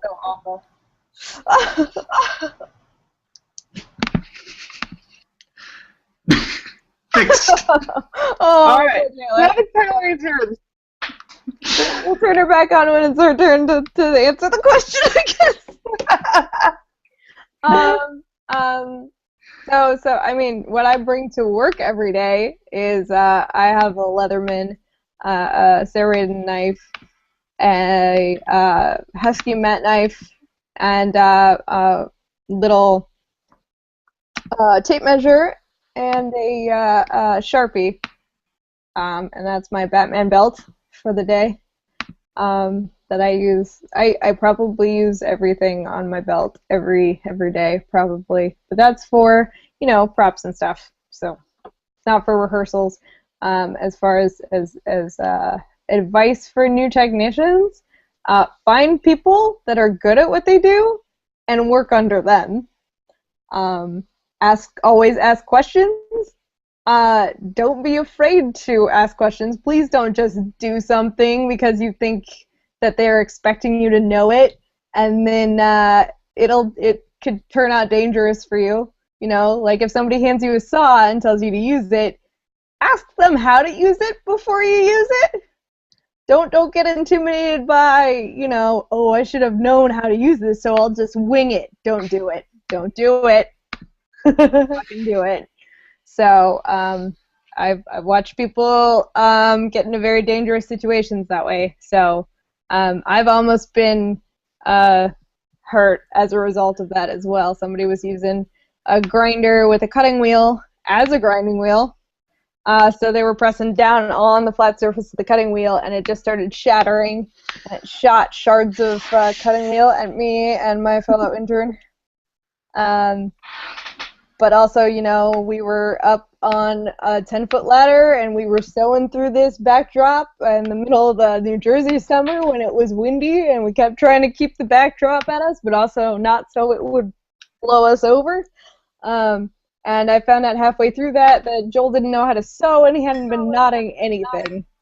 So just ask questions. You look stupider later when it turns out you didn't know what you're supposed to do than if you just straight up ask and then you know how to do it properly. So that's my biggest piece of advice for a technician. So When I always tell people never burn a bridge. Like, it doesn't matter if you hated the person you worked with. It doesn't matter if they were the biggest asshole to you. Like, suck it up, smile, take it, know that you're better than what they're telling you sometimes, most of the time, if people are like that. Just, like, smile your way through it and, like, get out. And don't don't go back and badmouth them later, because that will come back and bite you in the butt more often than it will actually hurt them at all. Let's see, wardrobe go bag. I sort of don't go bag for rehearsals. Like, I sit in rehearsal with a pencil and sometimes a pair of, like, tiny scissors, and that's about it. For wardrobe, if I am running wardrobe, I wind up doing bobby pins, safety pins, scissors, seam ripper, sometimes measuring tape, especially if it's, like, in a tech, and I'm looking at hems and having to be like, oh, we have to put this hem up real fast. Sometimes I'll wander around with like tiny things of hairspray if I know it's a real like hair heavy show, but oftentimes I won't. Sort of just like anything I can get from the costume shop that I can get to fit in my pockets generally comes with me.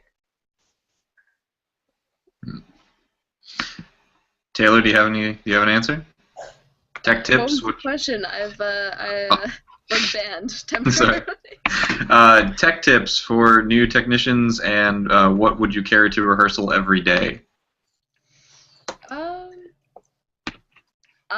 I don't usually go to rehearsal. You either. And most of the equipment that I would need actually ends up in the shop in the Playhouse, which is where I do most of my work, either there or the other things. So most of the things I would carry are either a notebook and pencil, depending on like what kind of day I'm going to be doing. So I'll carry that with me, and then the rest of the tools I usually end up using just in the shop if I really need them. So easy stuff. Also my computer, because that holds all software and things like that. I, for some reason, received a question for Taylor. Okay. It is from Tumblr user Death Cab for Mediocrity. It says, question for Taylor. Would you ever do another show in which all of your sound cues came from the same band? Yes or no? Please respond. Heart.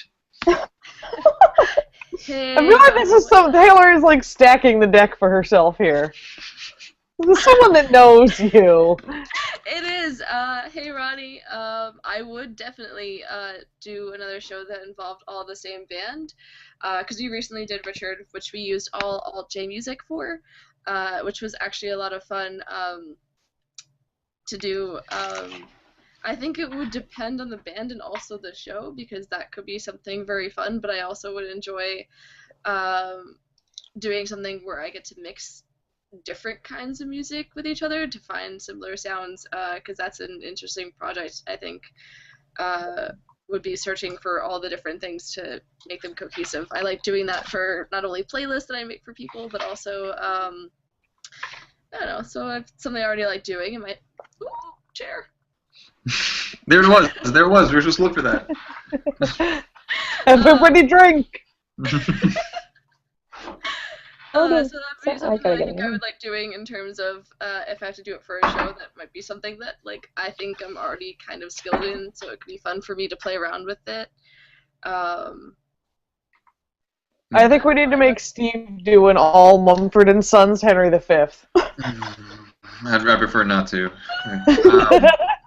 Actually, the first show that I ever did at the computer I currently work for was called Planet Claire, and it is a musical, licensed musical, using only music from the B-52s, and it's an original that our theater put on. Yeah, I've heard about it. And it was an extended run, so we did something like 8 or 9 weeks of it, and yeah, I was the sound tech for it. So my job was running microphones and then playing the 3 internal sound cues while I listened to the live band butcher a bunch of B-52 songs, and like I still can't listen to Love Shack or Rock Lobster without having terrible flashbacks. And it's not like they were a band that I was really into before, but now they're just, please no, God no, anything else. So you know what we have to do? I have to put those on our road trip mix, and I have to play them as loud as possible so that I'm screaming Love Shack in your ear. So 12 hours of Love Shack, baby. It's a little place where we can get together. Bang on the door, baby. So it's like that episode of How I Met Your Mother where they just have the Proclaimers. And I would walk 500 Fuck you. miles, and I would walk. My roommate just walked into the door with his phone fucking playing Love Shack. You bastard. Somebody knew. Ooh, Somebody's doing a show where they almost wound up with all Katy Perry songs. I did a show with, I'm going to forget. It was the Washington Shakespeare Company in D.C. before they became Avant Bard. Yeah. Avant Bard is a hilarious name. It is. And they're a hilarious company. They're sort of like the upstarts. They're like the paid upstarts in D.C. But we did, what show was it? It was Our Lady of the Camellias. I forget the first name. There's like a girl's name, and then it's like the Lady of the Camellias. But it's like a comedy version of this. And so it's all done in... We used, I'm going to forget the guy's name. Gosh darn it. Max Raba and Das Pallister Orchestra, which is like 1920s German sort of swing versions of like Britney Spears songs. Wait, I think we accidentally listened to that in one of my sound class. He was just playing like random sounds of the day, and he's like, "Here, let's listen to Britney Spears in German." It's kind of delightful. I have a record of the Beatles singing in German, like "Love Me Do" and "I Want to Hold Your Hand," but in German. I have Chubby Checker doing the twist in German for some reason. What? Someday you and I, Steve, are gonna have to sit down and go head to head on weird music because I bet we could keep going for a while. It'll, Jesus. Beautiful. All right, let's see. Let's try to get through the rest of these questions before we have to tonight. Okay. Here's one. So this summer I'll be working as a stagehand at an opera house. Up until now I've only done straight plays and a few musicals. Any differences I should be prepared for? Anyone work at an opera house? I worked for the opera. I wasn't in the opera house, but I worked for the Seattle Opera for a show. I love that. It's almost more formal, like at least from my experience with the Seattle Opera, in that like everyone is Mr. something and Miss something. So it's like Mr. Rogers has lost his pants and like Miss Jones is looking for her hat. It's not like, hey, Joe needs his hat and Susie lost her whatever. So at least in that it's like Jill lost her hat. Yeah. So at least in that it's a lot more formal. And I think that sort of carried through kind of the entire tech run. Like I was just there for a tech, making sure that everyone's hems were where they needed to be. But I got the sense that sort of that was one of those places that like you didn't horse around on a headset and like you were very on all the time. I think it depends because we have a little opera nearby Bellingham where I went to school called the Sketch Valley Opera, and I think they weren't nearly as formal and whatnot. Seattle Opera is gonna be, they are like the city. I've been in their building once, and it was amazing. It's so bizarre though because like the way they've got it set up, it's like you go like downstairs to get to the stage, and then you have to go like upstairs to get somewhere else, and then it's like all the way to the basement to get to the wardrobe rooms.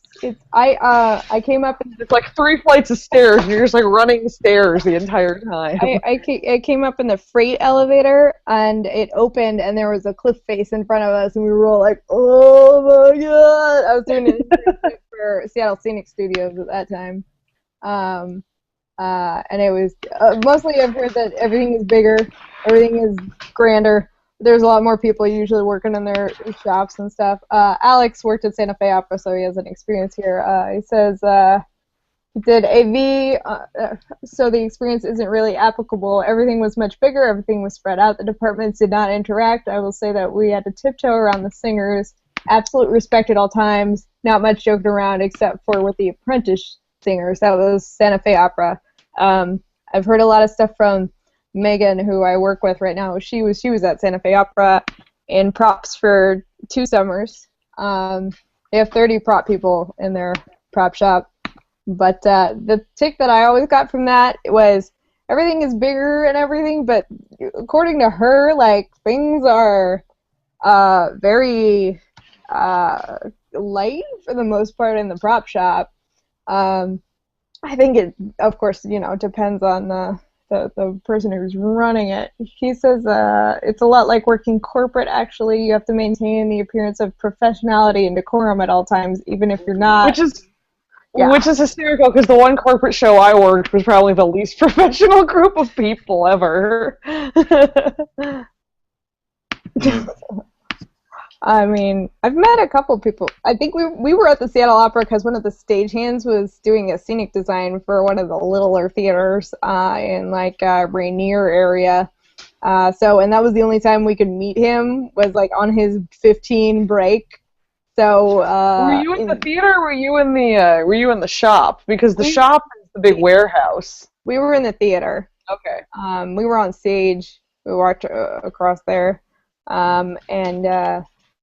It blew my mind because I was, like 18 at the time, and I had never been in the Seattle Opera before, and also my boss broke in the back, because for some reason there was a door that was supposed to be open, and it wasn't for us, so he just picked the lock. Yeah, no. I will say the most demoralizing thing about working for the Seattle Opera is that the building that the shops are in is not near the theater. It's in the middle of Amazonville in an old warehouse. And so you're walking to work every day and looking at these, like, the Amazon buildings and, like, the expensive apartments around them, and you're just like, I work here and I could never afford to live near it. Yeah. It's so ridiculous. I mean, it's Seattle Center. 2 more questions. Mm-hmm. Okay, we can probably answer both at the same time. You just want to go to sleep, Steve.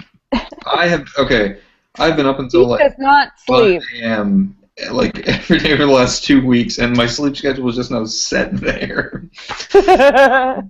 But yeah, anyway, okay, so worst audience member first, and the second is weirdest thing to happen during a show. And I actually want to combine them because mine are the same. And it was the audience member was a volunteer, and our volunteers, they usher, they sometimes help with concessions, and so she was very gung-ho about volunteering for the Lieutenant of Inishmore. And so as soon as she realized it was getting close to intermission, she decided it'd be a great idea to stand up and walk towards the door.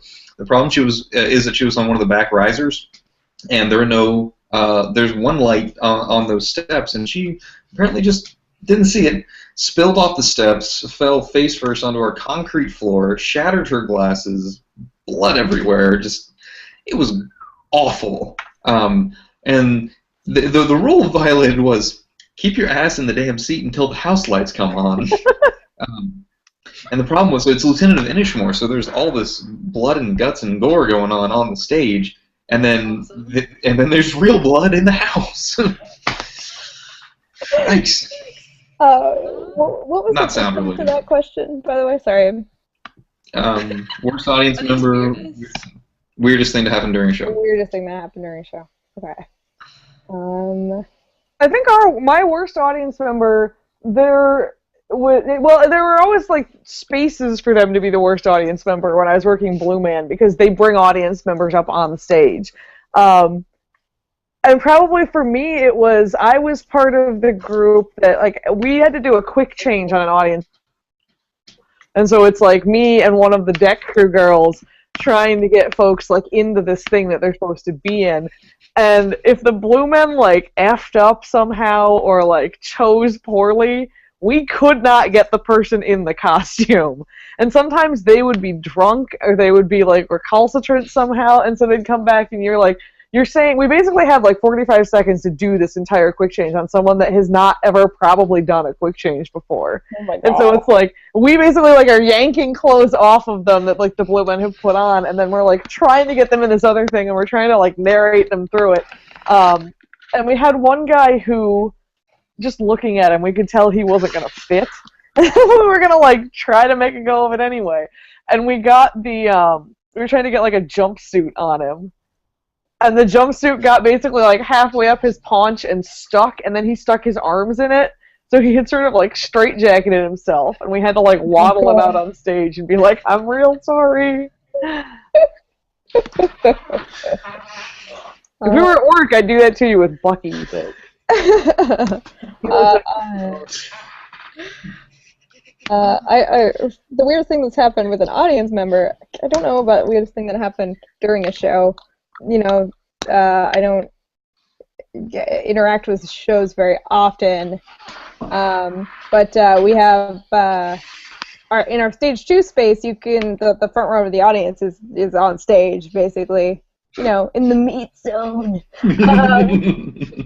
and we had a show where there was a table that was really close to the seats, and it had food on it, and one of the audience members reached out and ate it. They just reached out and ate that prop food before the actor could. Good. Excuse me, miss. That is not your food.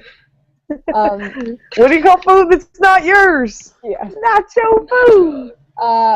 We also have we have a problem with there's a really attractive actor at our theater. So much that he gets love letters from this gal who works at the diner down the street. He's married with a kid. Which one? The attractive actor. You know, the attractive usher. And so she'll send him love letters and stuff. I don't think they like seeing her at shows though. I believe at some point he was doing this stage 2 thing, because he plays a lot of comedic roles, so he's all over the place and he's bumping into things all the time. And I'm pretty sure like 5 of the audience members groped him during that last show he was doing in there. Oh, and I was like, oh goodness, guys! Like, I know we're a small town. This is like the hottest actor you've ever seen up close. But please do not grope our actors. Anyone in general? Just, you know, common Touch decency. people. We do often have people storm out at weird times in our shows because we're in the South. We have a sort of a conservative audience. We had a show called I Do. Yep. And the whole thing was like 3 guys that were trying to marry this gal on her wedding day to this other guy, but that's not what made the woman and her daughter storm out. No, it was the woman mentioned her vagina, and that was it. She was storming the fuck out. She went right to the box office and gave her a piece of her mind. Oh, she was so pissed off that they would even dare to say the word vagina.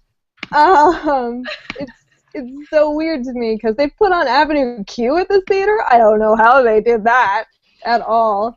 I just know that this is such a southern theater that we have like these Baptist plays that we do sometimes that are contracted just for the barter. We get Baptists from all the surrounding states bussing in to see these shows. It's a trilogy of Baptist church shows, and my boss delights in filling the bookcase with Korans.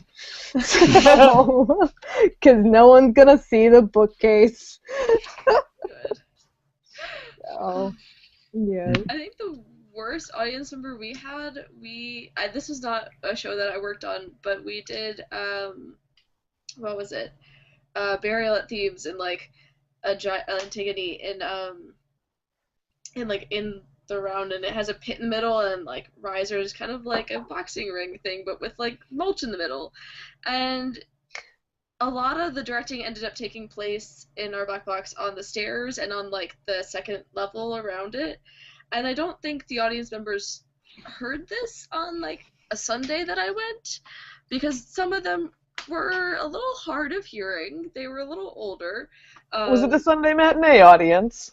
Yes, it was. And there was a man who got up during the middle of it, but didn't anticipate the fact that he would not be able to get out of the row of seats that he was in because of the way it was spaced, but then also tripped over the chair that he tried to like climb over, and then like got stuck in the aisle where the actor was about to come out, and everyone was just sitting there going kind of like that, because it was just trying to figure that out and how that happened, because he just walked right into the middle of everything happened. And luckily it was like a vaguely immersive play, so it worked out a little bit.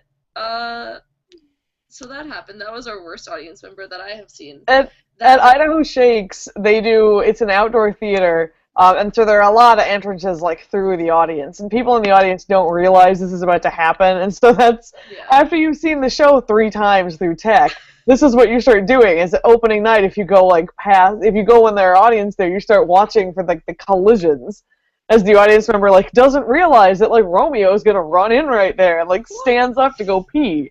And all of a sudden, Romeo's like menacing the audience member with a dagger. Oh god!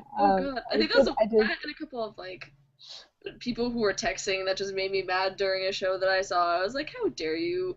I think the one of the stage managers at Blue Man threatened to get a paintball gun and start like taking pot shots from the back of the house at people on their phones during the show.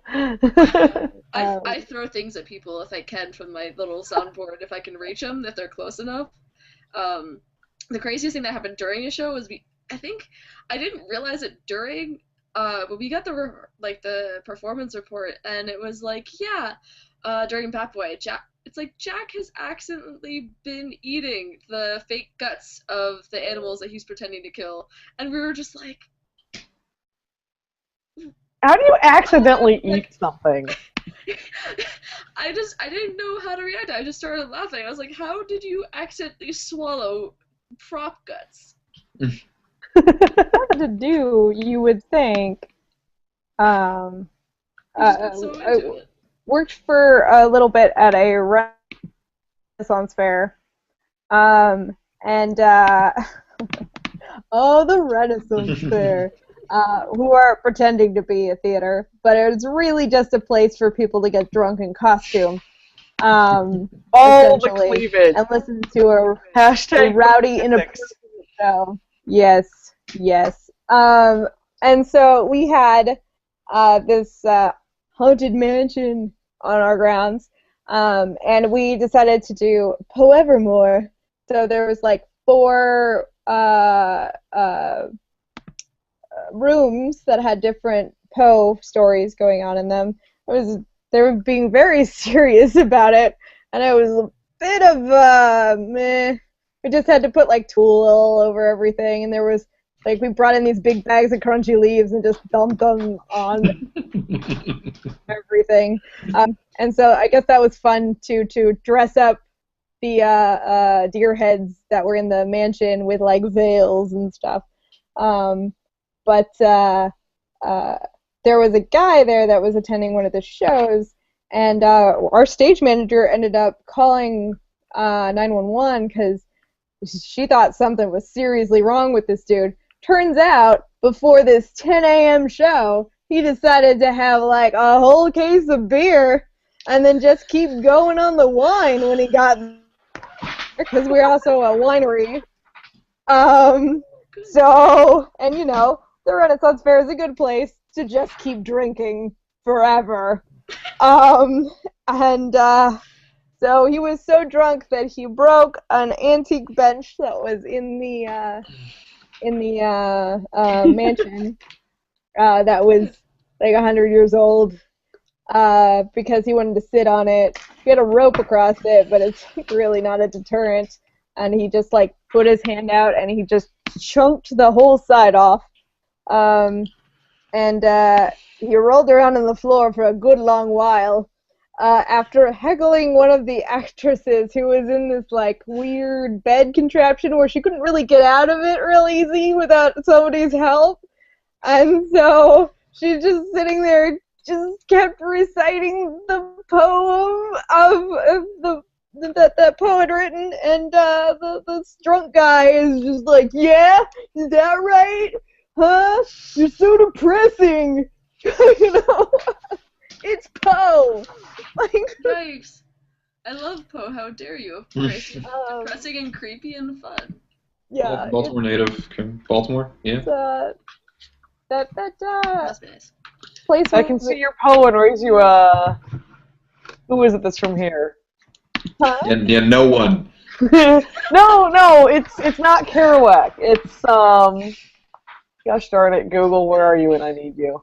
Right in front of you. Vonnegut. Probably. Oh. Vonnegut is from Indiana. I should have known that one. Okay, you can have Vonnegut. Damn it. What kind of Ren fairs? I mean, it was an interesting Ren fair. I lived in a barn above some real live horses right next to night and tents and RVs and traveling buses. And on the other side of us was a sanitation plant where they did their own sewage. And every morning at night I would wake up to cannon fire because the joust was starting. And they decided to incorporate pirates in their joust.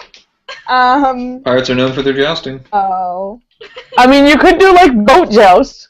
There was what was Like, every naval battle ever kind of came down to a boat joust. Come on. the leader of the pirates was a pirate queen, and she was super badass, and she ended up being bros with the queen at the end. And they took down this baddie. The script was so cheesy. Like, the knight was dressed in white and like gold hair and everything, and he was everything good and gracious in the world. And then the bad knight would come out, and they would describe him. Oh yeah, he got his helm for burning down an orphanage with live orphans in it, or something like that. Like, I'm not even. I think that's word for word what it was. Because you only saw it, twice every day? Yeah, during the Halloween joust, they did a special Halloween joust where they beheaded one of the other knights. And I did the beheading thing. I built that. And then while these other two guys were jousting the good knight and the bad knight, that head would catch on fire in a bag behind them. And then the headless horseman would come out, and they would battle. Too bad, the good knight also had a flaming sword, which was actually pretty cool. But too bad the older knights, like, they wouldn't let the younger knights get the good parts, and they were so, like, old and slow that they would just, like, be like, and so the headless horseman would have to stand off to one side and wait for them to be done with their choreography, and, like, he didn't have anything to do. So you just, like, stand there idly, like, I'll wait, you guys. It was ridiculous. Good night to, what's your username? Names, at least. Well, yeah. Oh, the Renaissance Fair.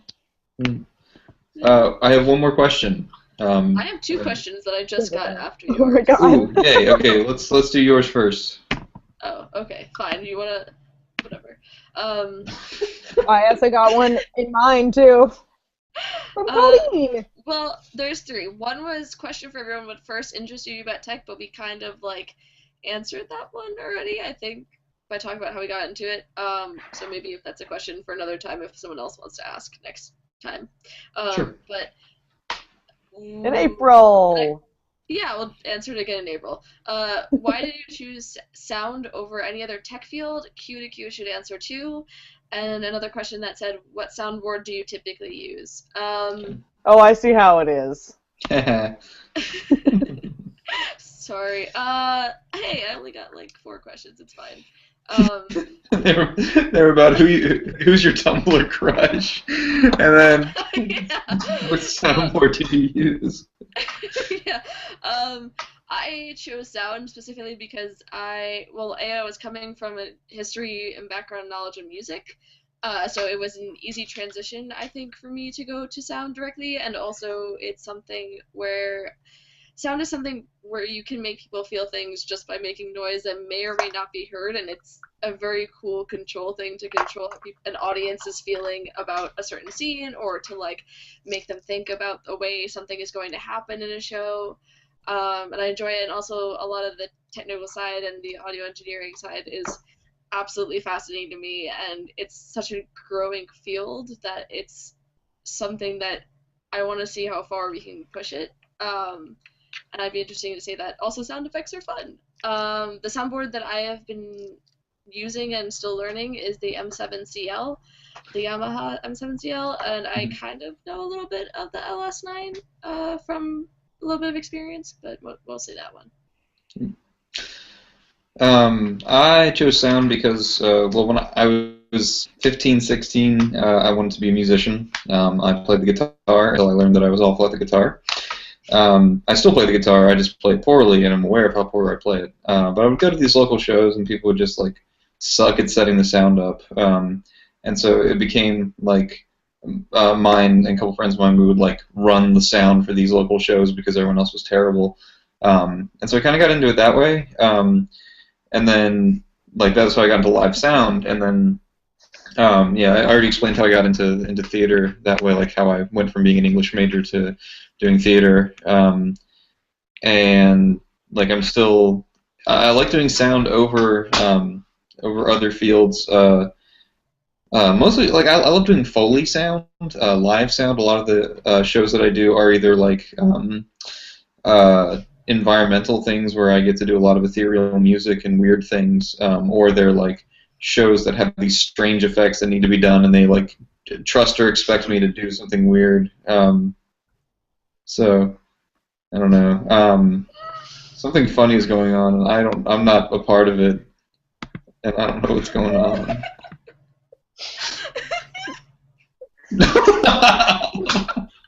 I'm sorry. The non-sound people are amusing themselves at this point. We'll just leave Liz up there. And besides how funny looking Steve is, we can also laugh at Liz and Tiga. Yeah, we'll just leave Liz as the big screen. Okay. Oh, great. What was the other part of the question? What kind of board do I use?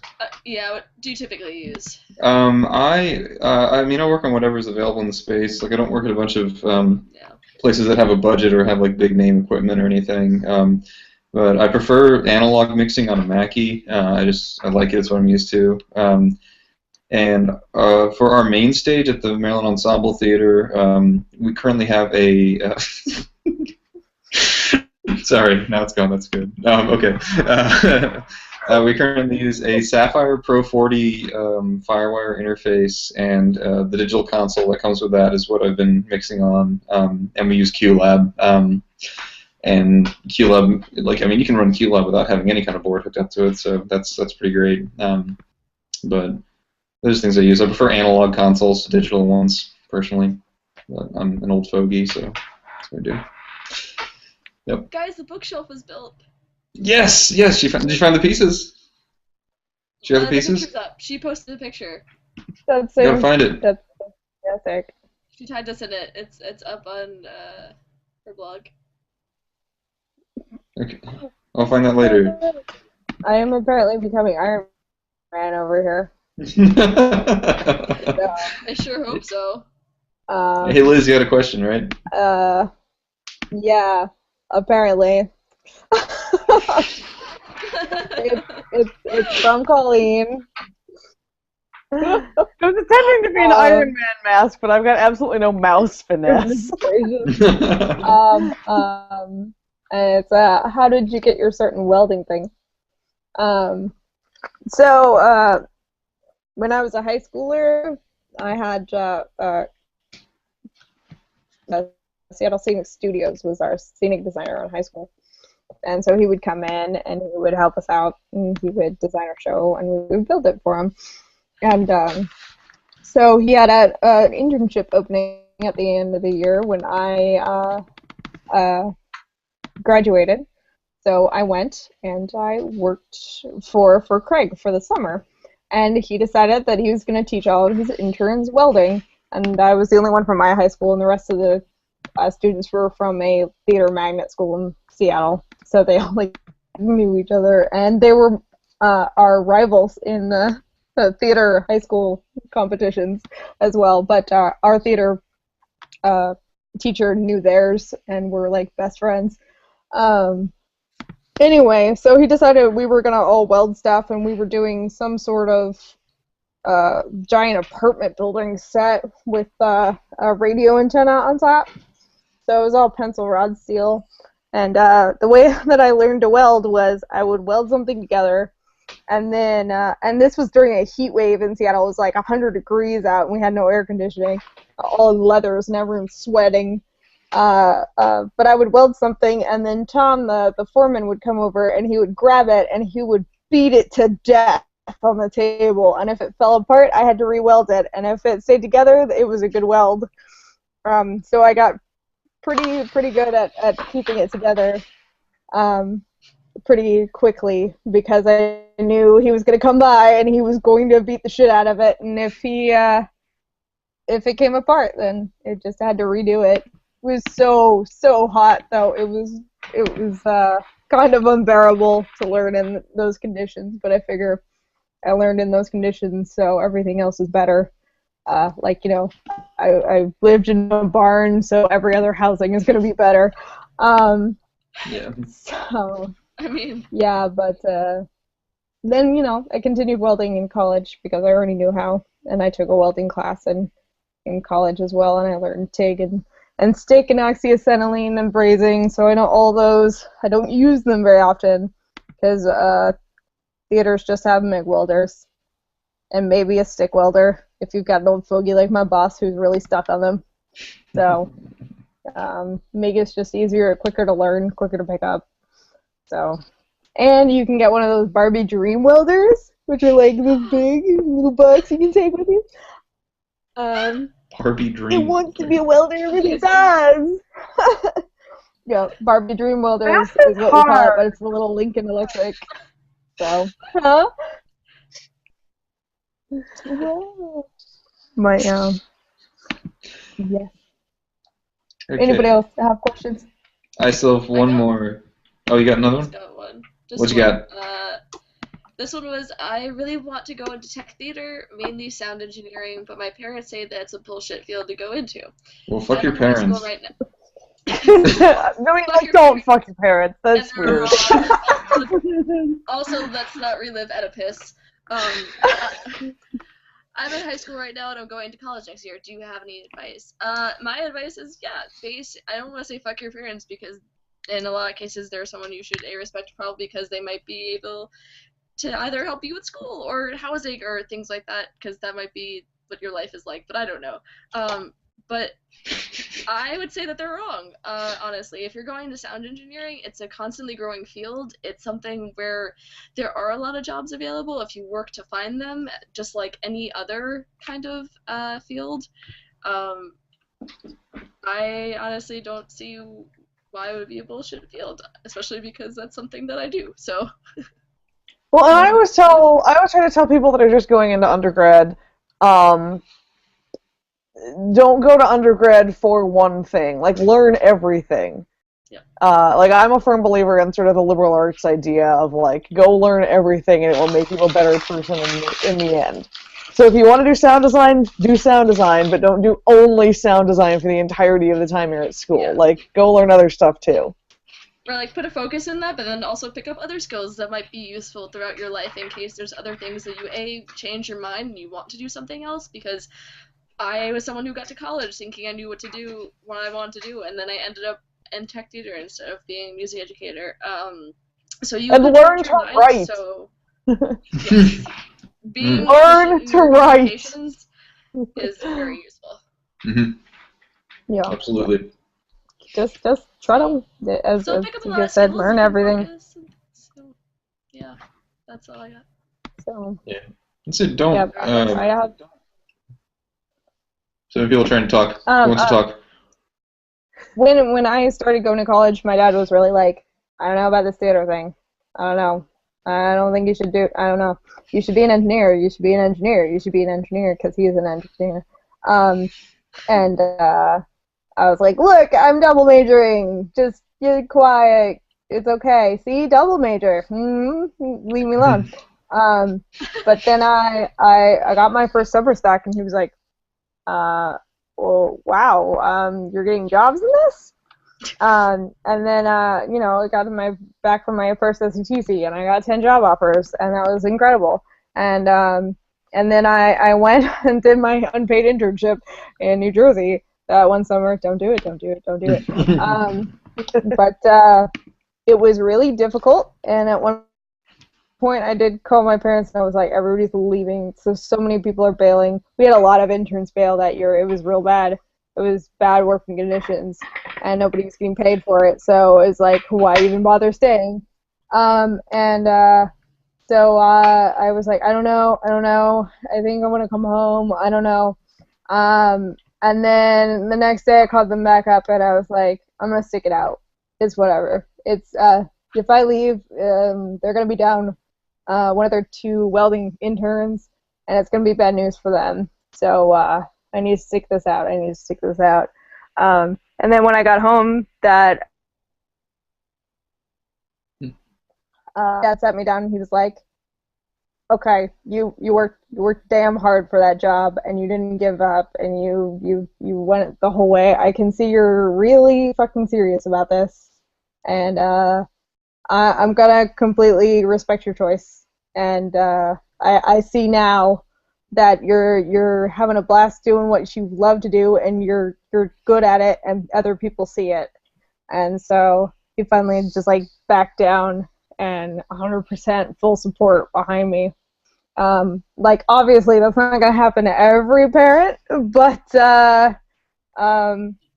sometimes parents do come around.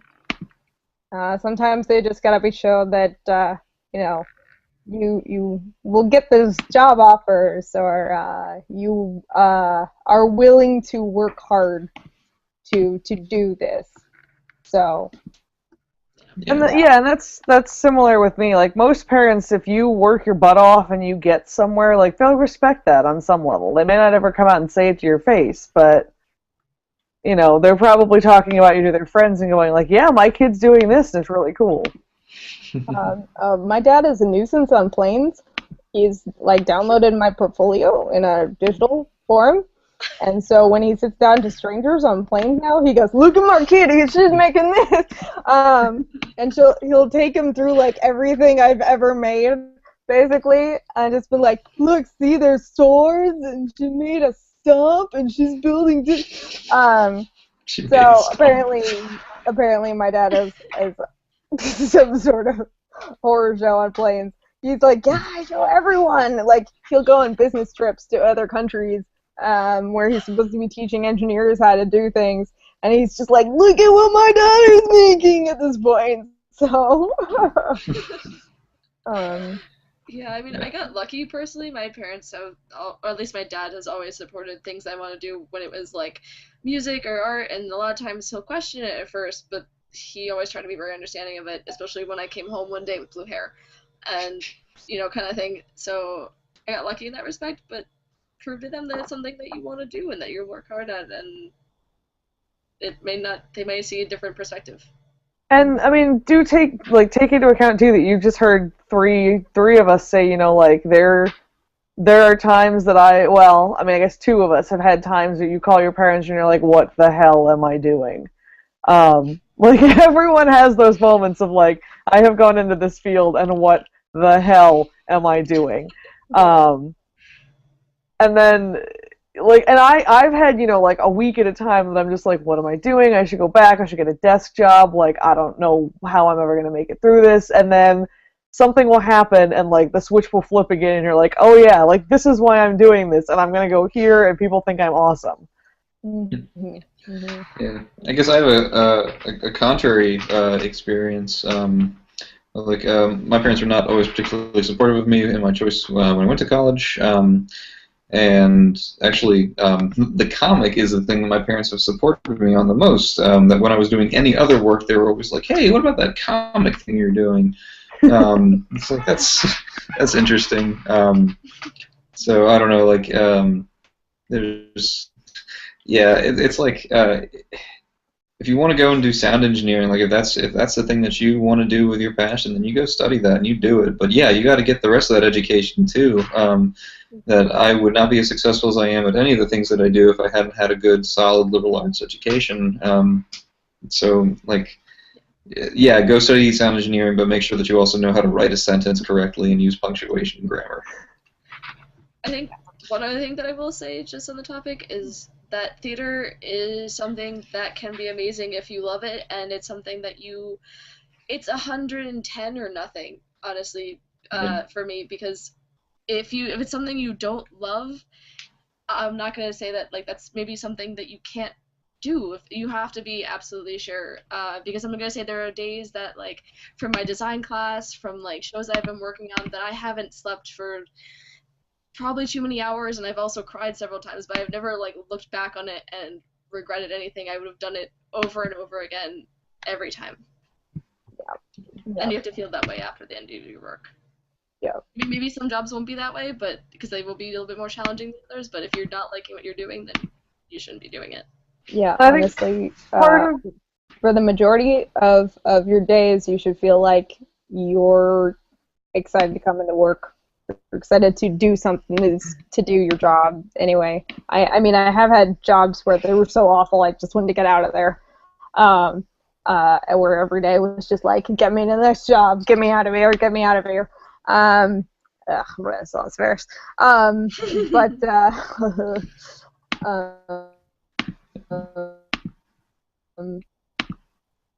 Okay. Want to go on? Well, I want to add one more thing to that, and I think that part of what will keep you in the industry is knowing other people in the industry that like you and want you to stay there, because it's a really hard set of skills, job life to explain to other people who are outside of it. So like, you've got to find your own Tech Doom Squad so you can turn to them and be like, oh my god, this thing, and they'll be like, yeah, I know. Whereas if I turn around and say it to my parents, they're like, that's nice, sweetie. You can tell that like nothing like that. No. Yeah. So actually, let's. This is a perfect transition to the last question that I've been saving. It is from Excited and Pirates, and they say, "Hi, I've just discovered the wonderfulness that is Techblr, and I wondered if you had any suggestions as to how to get more involved. I guess in Techblr. I hail from the lovely kingdom of wardrobe, with sprinklings of stitching design thrown in there for color, and I'd love to get to know more Tumblr techs. Well, start by, I guess, give us all a follow and find people that are posting stuff that you like. There are hundreds of us out there. I would say thousands, except I'm too much of an introvert to go meet all of those thousands of people. They will try to meet you at USITT, though. Yeah, and they'll stand in line forever. Some of them will have blue hair, and they'll show up in line, and you'll be like, hey, you're from Tumblr, aren't you? And they'll tell you cool jokes, and it'll be fine. Yes. They will show up in the middle of your ice cream party and talk about dance belts. Or That's you'll true. pick them up on your way to USITT, and we'll have 5 hours of road trip. It's like, hey, I'm a creepy person from the internet. Do you want to sit in a car with me for 5 hours? Yeah, that was a conversation. And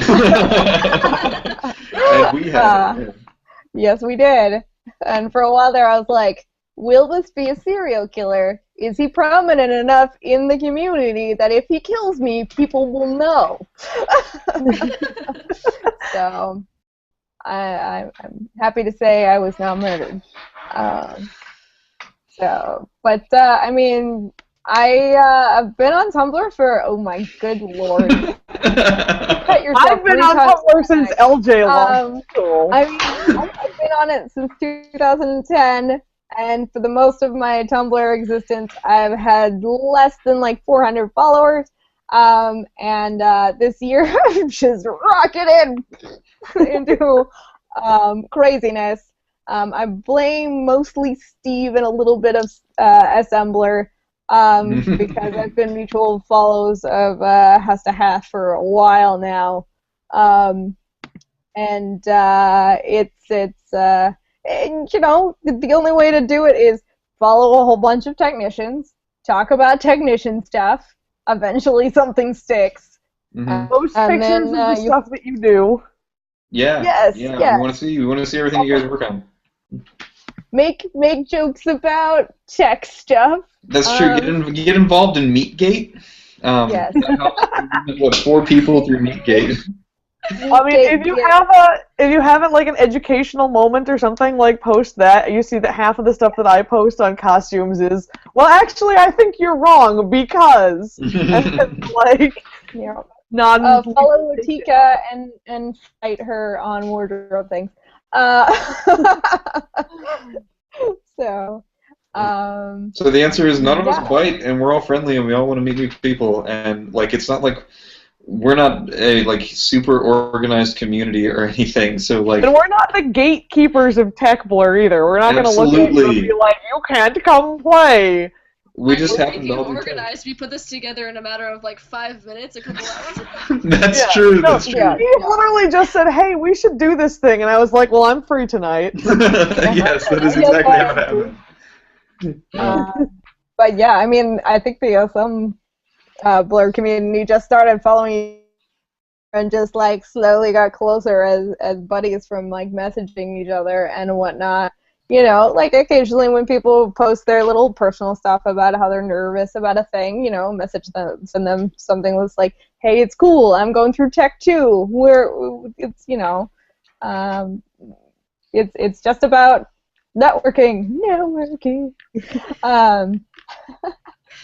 Which is, I feel like this is almost exactly like the soapbox speech I gave to the the Tumblr Tech meetup, where they wouldn't talk to each other. They just stood there around and stared at one another, or stared at me and Steve, while we were just like... on just like you. And that's actually one of the cool things about Tumblr is that we are now creating I'm going to be like the oldster here. We're now creating a network that a lot of the older tech people like don't even know exists. Yeah. So like some of the people that you meet on Tumblr are going to be people that like you will then go on to work with. And it may be weird at first to be like, "Oh my god, you're that like who's it ever it is on Tumblr," but like. No, anyone else, they'll know their username. You just have unpronounceable usernames. It's funny. Why do you gotta be like that? All the PIs that came in the last season, about in September, and then also one of the PAs right now, they all followed me on Tumblr before they started working here. It was super weird. Like I talked to the new PA and whatnot, and just like introduced myself and whatnot. And then I was outside talking to some people, and she opens her window and sticks her head out and goes, "Wait a minute, are you backstage left?" And I'm like, Jesus Christ. Yeah, as I said, I've had like 5 people who followed me on Tumblr first that have ended up working with me later. And my initial goal was to stealth my way through this, but they're kind of not letting me. So at some point, one of the kids in one of my costuming classes is going to find me and be like, "Oh my god, you're either the coolest teacher ever, or you're a complete loser," and I haven't quite decided which way it's going to go yet. I mean, I would say the coolest if you were my costume teacher, but, you know, you're pretty cool. I gave a lecture at Mount St. Mary's University on sound design to the tech class there. 'Cause one of my friends is the teacher, and I went through this entire like hour-long presentation of like the design process and what I do. And do you ever read the script? Yeah, I read the script, but just eventually and all that stuff. And she didn't tell them that I was the guy that does Q2Q comics. And then it wasn't until like the next time they met, she was like, "Yeah, so that was Steve from Q2Q Comics, whose comics I put on the end of all of my presentations." So I'm like, "Oh my god, that guy!" I had a student walk in and say to me, "Oh my god," after USITT, "Oh my god, I got to meet the comics guy. He is totes adorbs." Were they the Yik Yacker? They had to be the Yik Yacker. I have no idea. They were either the Yik Yacker or the "Oh my god, you're cuter in the feminist shirt" person. I haven't decided. That was not Anon. That was an actual user. That was funny. That was. Who said anything under feminism? Just saying. Yeah. Totes adorbs. Yeah. Oh, ridiculous. Seriously though, Steve, tell them about what you thought it was gonna be like before we saw that line? I brought a book to read. Because I thought no one was going to show up. I thought that it was going to be a bunch of people talking about, like, oh, yeah, you're that guy, we hate that stuff. Maybe 1 or 2 people will show up with something to sign. I had no idea. And then there were, 700 people pre-line, or 400 people pre-line, and then we saw somewhere between, like, 800 and 1,000 and 1,100 people. Like, it was nuts. It was like 2.5, no, it was almost 2 hours that we were sitting there. Yeah. A little before, but like they closed the convention hall and we still had like 10 people in line, and then people kept showing up, and like other vendors as they're walking out. There was a book signing at 5 o'clock that like I was supposed to be done, and they were supposed to take over the table. They had to set up a new table for her, and I felt really bad about it until after her signing at 5:30. She walked over and was like, "Hey, that was an impressive line that you had. Also, will you sign this print that I have?" And I was like, "Yes, absolutely." It was fun. The great part, like, I was so nervous about it, and then I realized that everyone in line was more awkward about it than I was ever going to be. So it was fun. And Liz was there, and Liz is great, and she was like, "Drink water." Yeah, I just every once in a while when I finally had a chance to look over at Steve, I'd just be like, "Drink water," and for a second you'd be like, I'd be like, "No, drink water." Yeah. Next time you're going to have to get one of these things and just like exercise. Well, he's got his half apron now. He did talk the last half apron out of the Syracuse guys. Yeah. Right here. I used it today while I was drawing. You couldn't see it. It was under the desk. I was wearing it. No, we couldn't. Oh my god. Okay, we are in hour hour 4 now, so we should probably wrap it up soon. No one's gonna rewatch this video if it's more than 4 hours long. So. I want to see the Tumblrs to watch our whole video. That would be ridiculous. That would be impressive. That's like a nice marathon. Yeah, that's man. a season of television. We might try to put like time limits on the next few, but you know. Yeah. Go home. I mean, this is very freeform, so. It was supposed to be I have a question. I have one more question in my inbox. Well, she's lovely. Oh, right, never mind. This is a personal question I can answer. This one-on-one. So. Are you sure you don't want advice from the peanut gallery? No, it's good. We're good at peanuts. And galleries. Are you? I guess. I'll take the gallery half, someone else can have the peanuts. Yeah, the peanuts. Okay, That's what she said? Maybe? Did she say that? I think she might have. A lot of things. It says a lot of things. Okay, so we should probably wrap this up here. Alright, plug yourself one more time, Steve. Okay, I'm Steve. I'm Q2Q Comics on Tumblr. Q2QComics.com, all that. Thank you guys for watching. Everyone else, if you want to sign off, give us your username and whatnot. Bye. Liz, backstage left. See you next time, I guess. Bye, I'm Taylor, Mermaid Queen and Pun Queen. I First am. one is my URL, the second one is my specialty. I'm Tika. I'm the costumer support department. Alright, thank you guys very much for watching, and we'll see you all next time.